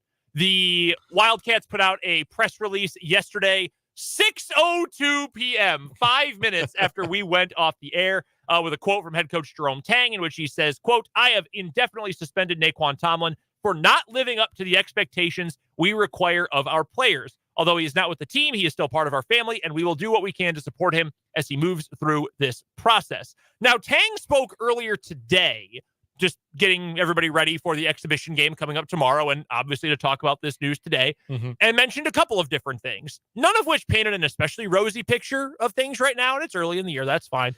For Tomlin, it essentially came down to this quote, like, he's not living up to expectations. We want the best for him. We're going to support him. There are consequences for these actions. He's going to have to earn his way back on the team. And he was asked, like, hey, when do you foresee that happening? And he said, hey, I don't know when this is going to happen. There's no guarantee. And I know that you read that one way and you think, oh my gosh, what happened? But I think you read that another way and it's like, that's what it has to be. I think I admire Jerome Tang's approach to this, that you can't just say, oh yeah, you can definitely come. You'll be back. It's just a matter of time. You know, you got to check this box and this box and this box. No, you've got to really earn it. Like you have to really, you can't take it for granted, because maybe taking it for granted is what got you here in the first place. And when we have talked to people, particularly our K-State insider, Tim Fitzgerald, about Naquan Tomlin, because we noticed it first this summer that there was not like a lot of buzz around him. And then he didn't go to Big 12 Media Day, which Like, that's not the biggest deal in the world, but it's also kind of noteworthy that your most productive returning player doesn't go represent your program at Big 12 Media Day. Like, that raised some questions. And there was there have been references to some things away from the court that he needs to get ironed out. And again, I don't want to speculate what those things are. Those things could have everything or nothing to do with somebody picked a fight with him or he picked a fight with somebody at Tubby's. Look, 2 a.m. on a Saturday night in college at a bar, sometimes dumb stuff happens. Mm-hmm. And I'm not going to throw, and it doesn't sound like Jerome Tang in Kansas State basketball is going to throw a kid away because he got in a fight at a bar. Like, sometimes it happens. But I also like the approach of saying, look, he's not guaranteed to return to this team. He's got to earn it. Mm-hmm. He's got to regain our trust. He's got to regain the trust of his teammates. That's the way this should be handled.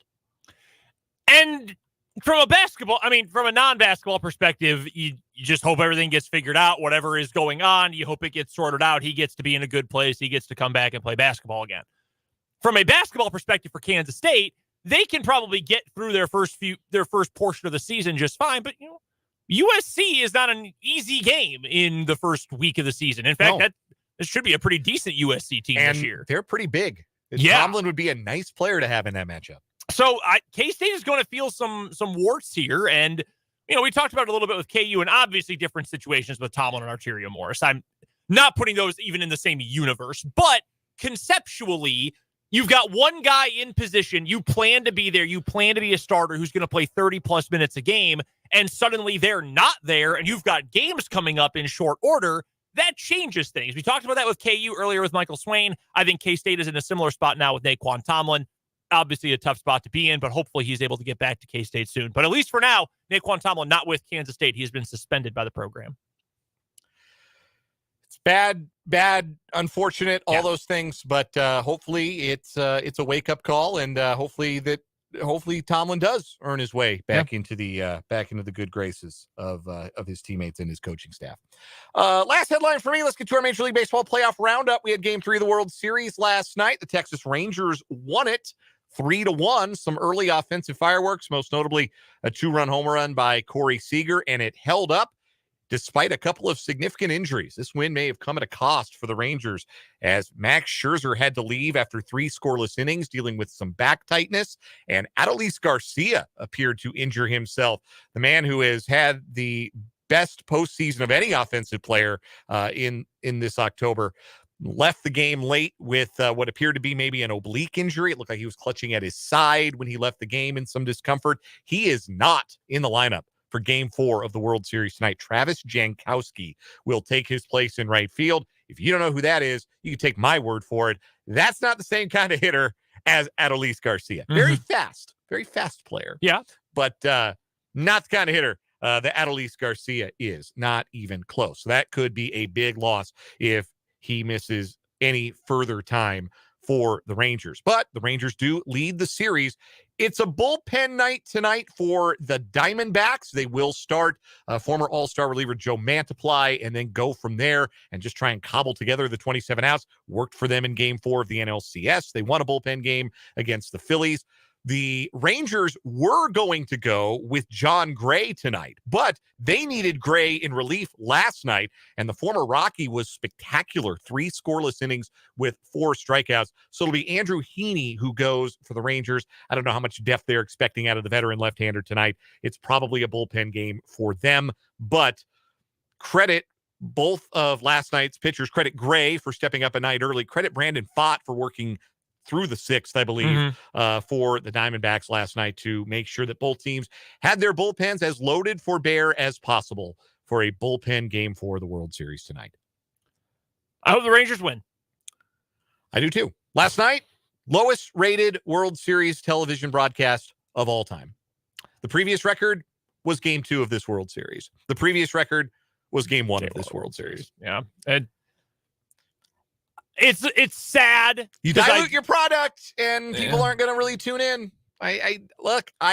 People got mad at me for saying that this wasn't a terribly compelling World Series matchup, that an 84-win team getting hot is not going to be the kind of thing that draws eyeballs from across the country. People got mad at me for saying that, but look who was right. Well, I think part of it, too, is the fact that there's not a single play. That is part of it, absolutely. And I have complained so many times over the years about, the marketing of stars and all of that. But, no casual fan knows who Corey Seager is. A true casual baseball fan does not. They've heard of Corey Seager. They've seen him play against their favorite team. They don't know about Corey Seager. They should know about Corey Seager. He rules. They should, but they don't. If there's any one player that a true casual baseball fan knows in this World Series, it's probably Max Scherzer. That's probably who it is. But most people who are a casual baseball watcher do not know who Adolis Garcia is. They have no idea. No clue. They said Garcia got hurt. Who's Garcia? I don't even know who that is. Well, he's been the best player in the playoffs. Right. That's who that is. But it's a combination of the fact that I agree. I don't like the new playoff structure. And the fact that baseball has had a problem where it hasn't been able to build up reasons why.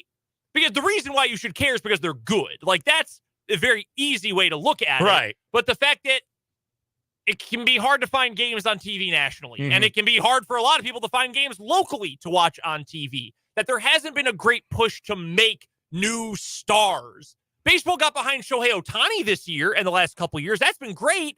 And Aaron Judge during his home run race, and he's the best Yankee, so obviously there's attention there.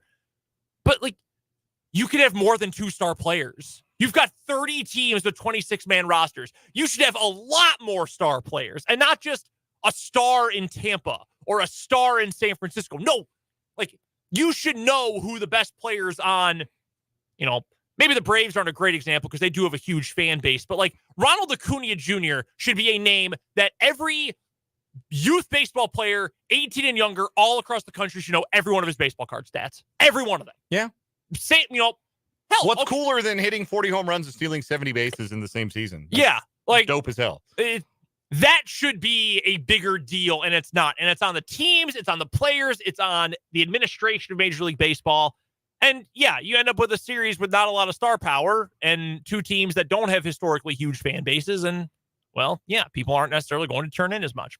That does it for today's 580 Sports Talk headlines. When we come back on the other side of this break, the college football playoff rankings are coming out today. The first ones of the year. What are they going to look like? Where will K-State and maybe KU fall? We'll get to that coming up on 580 Sports Talk.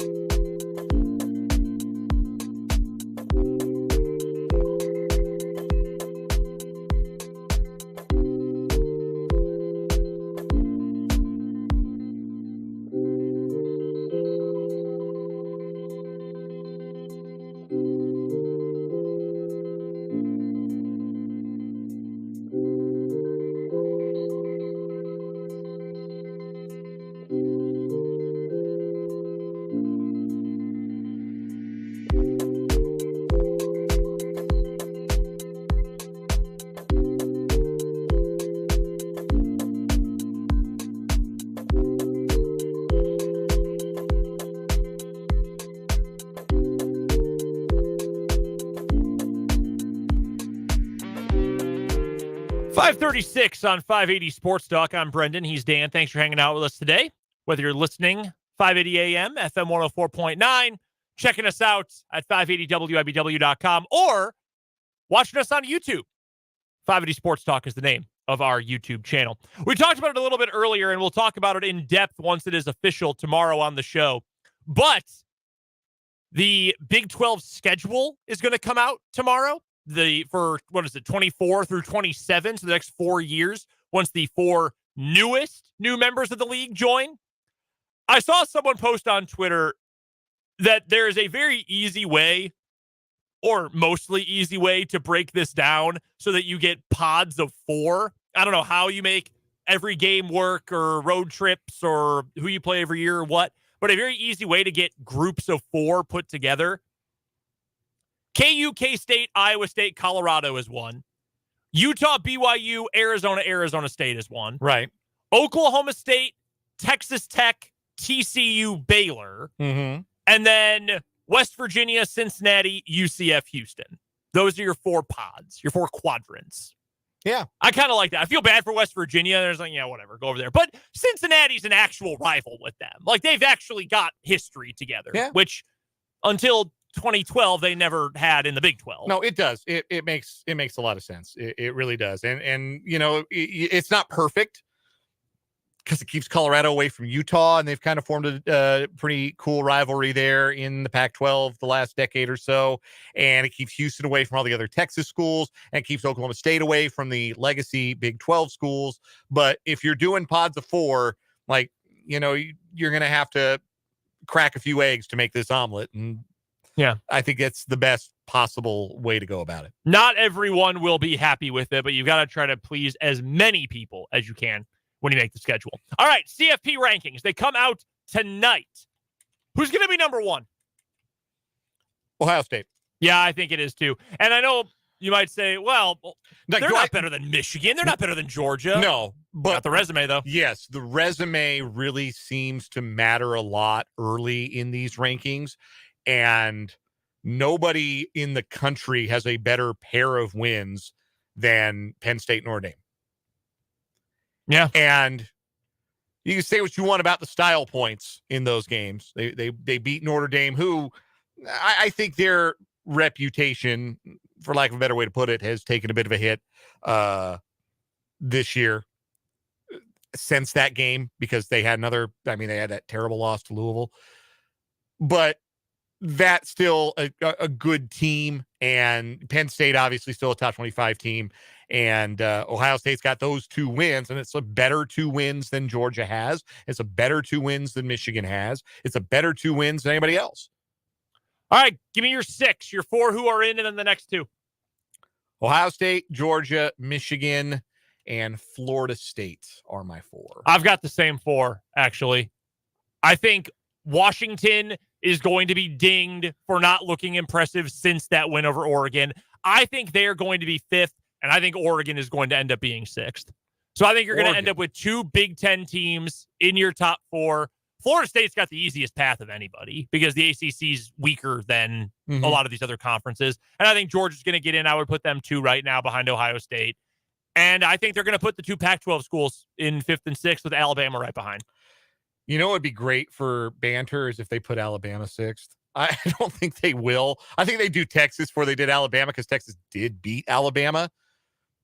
Texas does have a more recent loss, but they're both 7-1. There's a whole pile of 7-1 teams behind the 5 unbeatens. You've got Oregon, Texas, Alabama, Penn State, Oklahoma. Ole Miss is 7-1. Mizzou and Louisville are 7-1. That's wild.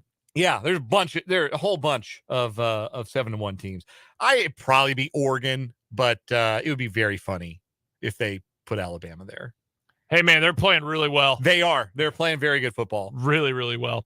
KU and K-State, are they going to be in the top 25, and where will they land?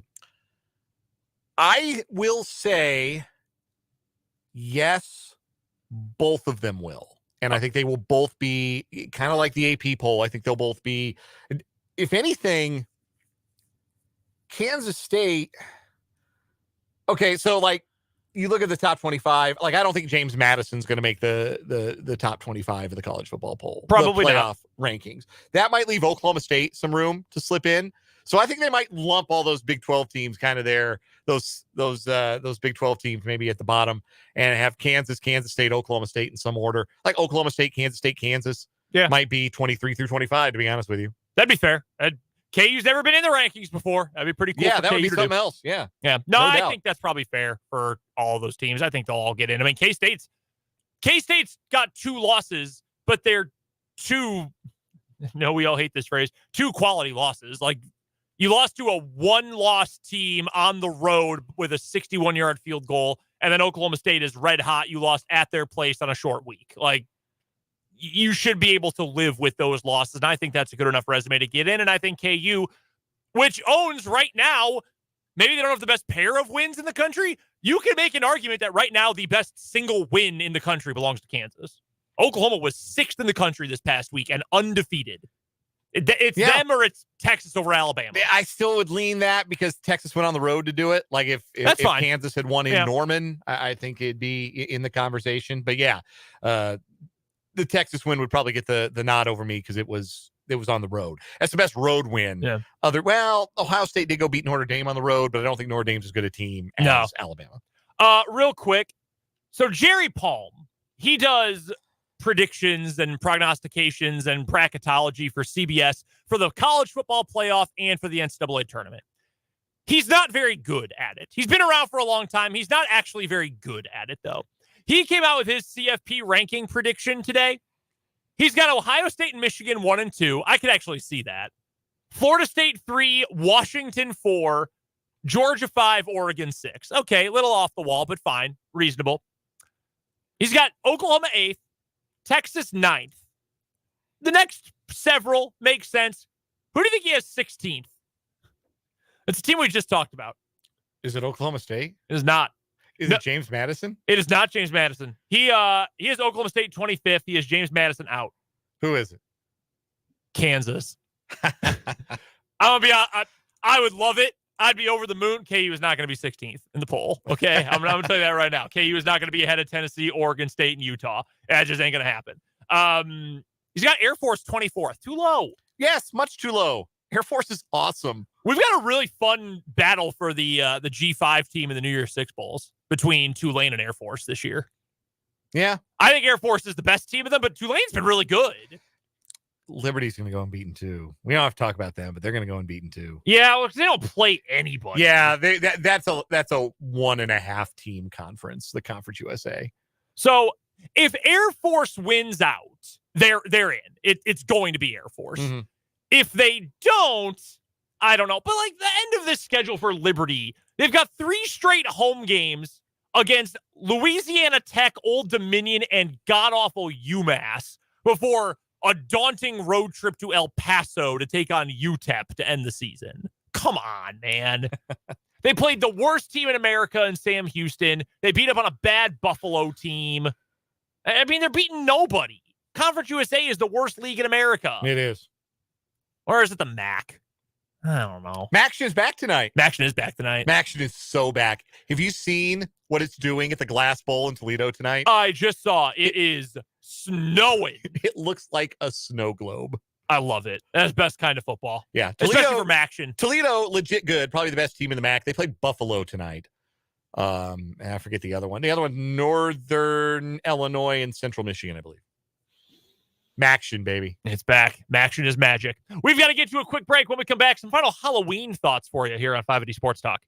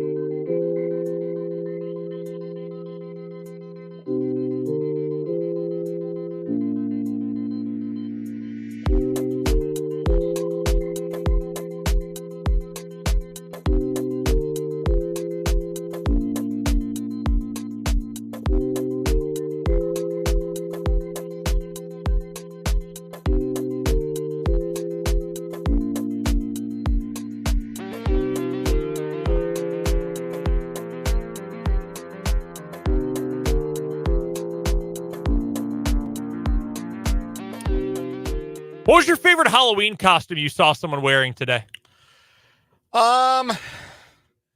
Just like social media, round and about. Yeah. I have to say it was very funny to see the Denver Nuggets on their flight. They were leaving Salt Lake City today, and they dressed up. And DeAndre Jordan, the 7-foot veteran center, dressed as Taylor Swift. And you can imagine what that looked like. It was a long blonde wig and a Chiefs jacket. It was a very, very low energy costume, but very in tune with like the DeAndre Jordan's like whole vibe. So I appreciated it a lot. Mitt Romney, former governor and senator. Yes. He and I think it was his wife, were Travis Kelce and Taylor Swift. A lot of that couples costume out there. Yeah. The very popular couples costume this year.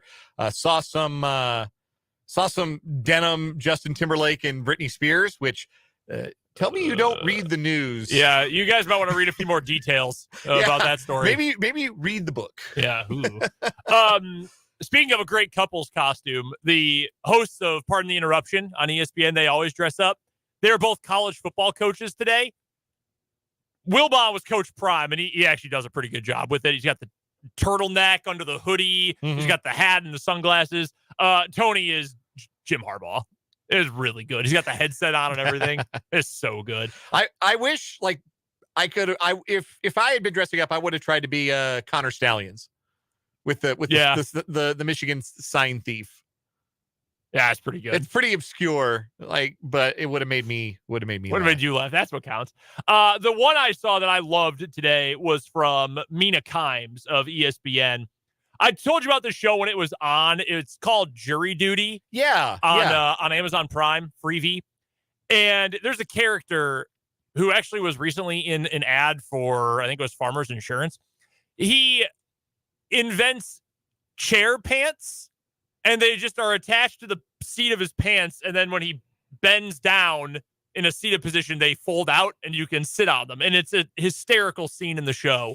And she has on a short blonde wig and chair pants and is sitting down on them. That's unbelievably funny. Good effort. If you haven't seen it and you have Prime, go watch Jury Duty. It is incredibly funny. We had a texter from the 913 ask, and I will confirm, I did see, I don't know who they were, but the couple who dressed as Randy Johnson and the bird that Randy hit with the fastball. Oh, yeah, that was wild. Yeah, that was creative. Like, people really go the extra mile for their costumes in a way that just impresses me. Like, I go spend $15-20. But some people, they go whole hog for Halloween, and I just, for one day, for the gram, like I not me, not my style. No, I mean, I just not knocking it, just saying it's not me. I have had multiple people. I don't remember if I mentioned this yesterday or not. I've had multiple people in the last couple of days tell me they think I'm a big costume guy.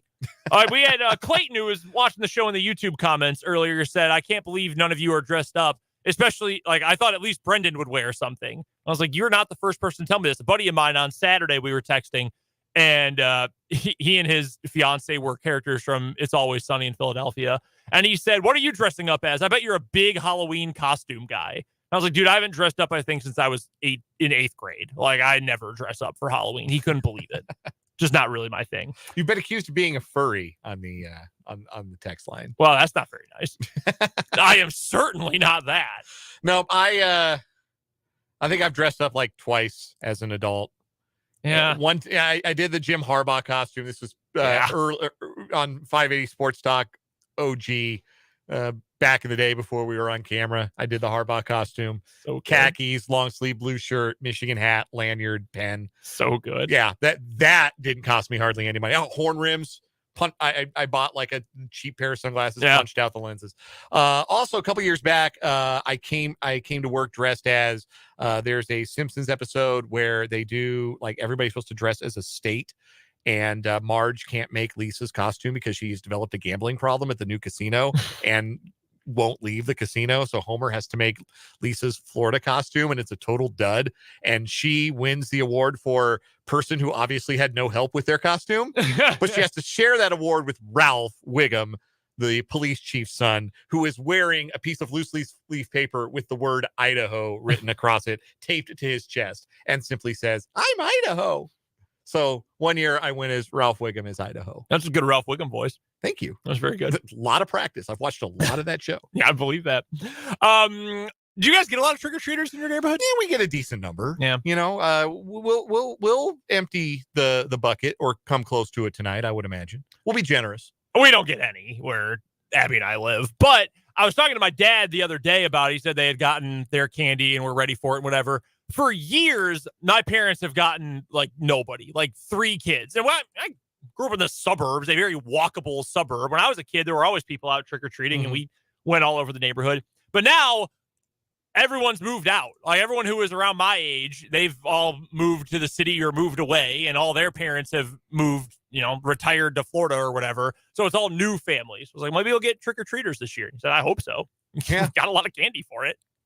Coming up tomorrow on 580 Sports Talk, if we're not all crashing from all the candy we're going to eat tonight and tomorrow morning, Tim Fitzgerald is going to join us for the Wildcat wrap-up as we talk all things K-State football, the red-hot Wildcats on the gridiron, plus a look ahead to K-State versus Emporia State basketball. We'll also hear from Andy Reid. We'll hear from Patrick Mahomes, as we always do on Wednesdays. Plus, we'll have our Lewis Toyota High School Athletes of the Week, talking to Tatiana Dowling, the head coach of the Seaman girls volleyball team, state champions this weekend. First time in Seaman history, back-to-back 4th place finishes at state. This year, they come away with the title. They destroyed everyone at state in Salina this past weekend. So we're looking forward to that conversation coming up tomorrow. Before we get there, though, we've got to get to one final commercial break today. We'll come back, wrap things up with the final word here on 580 Sports Talk.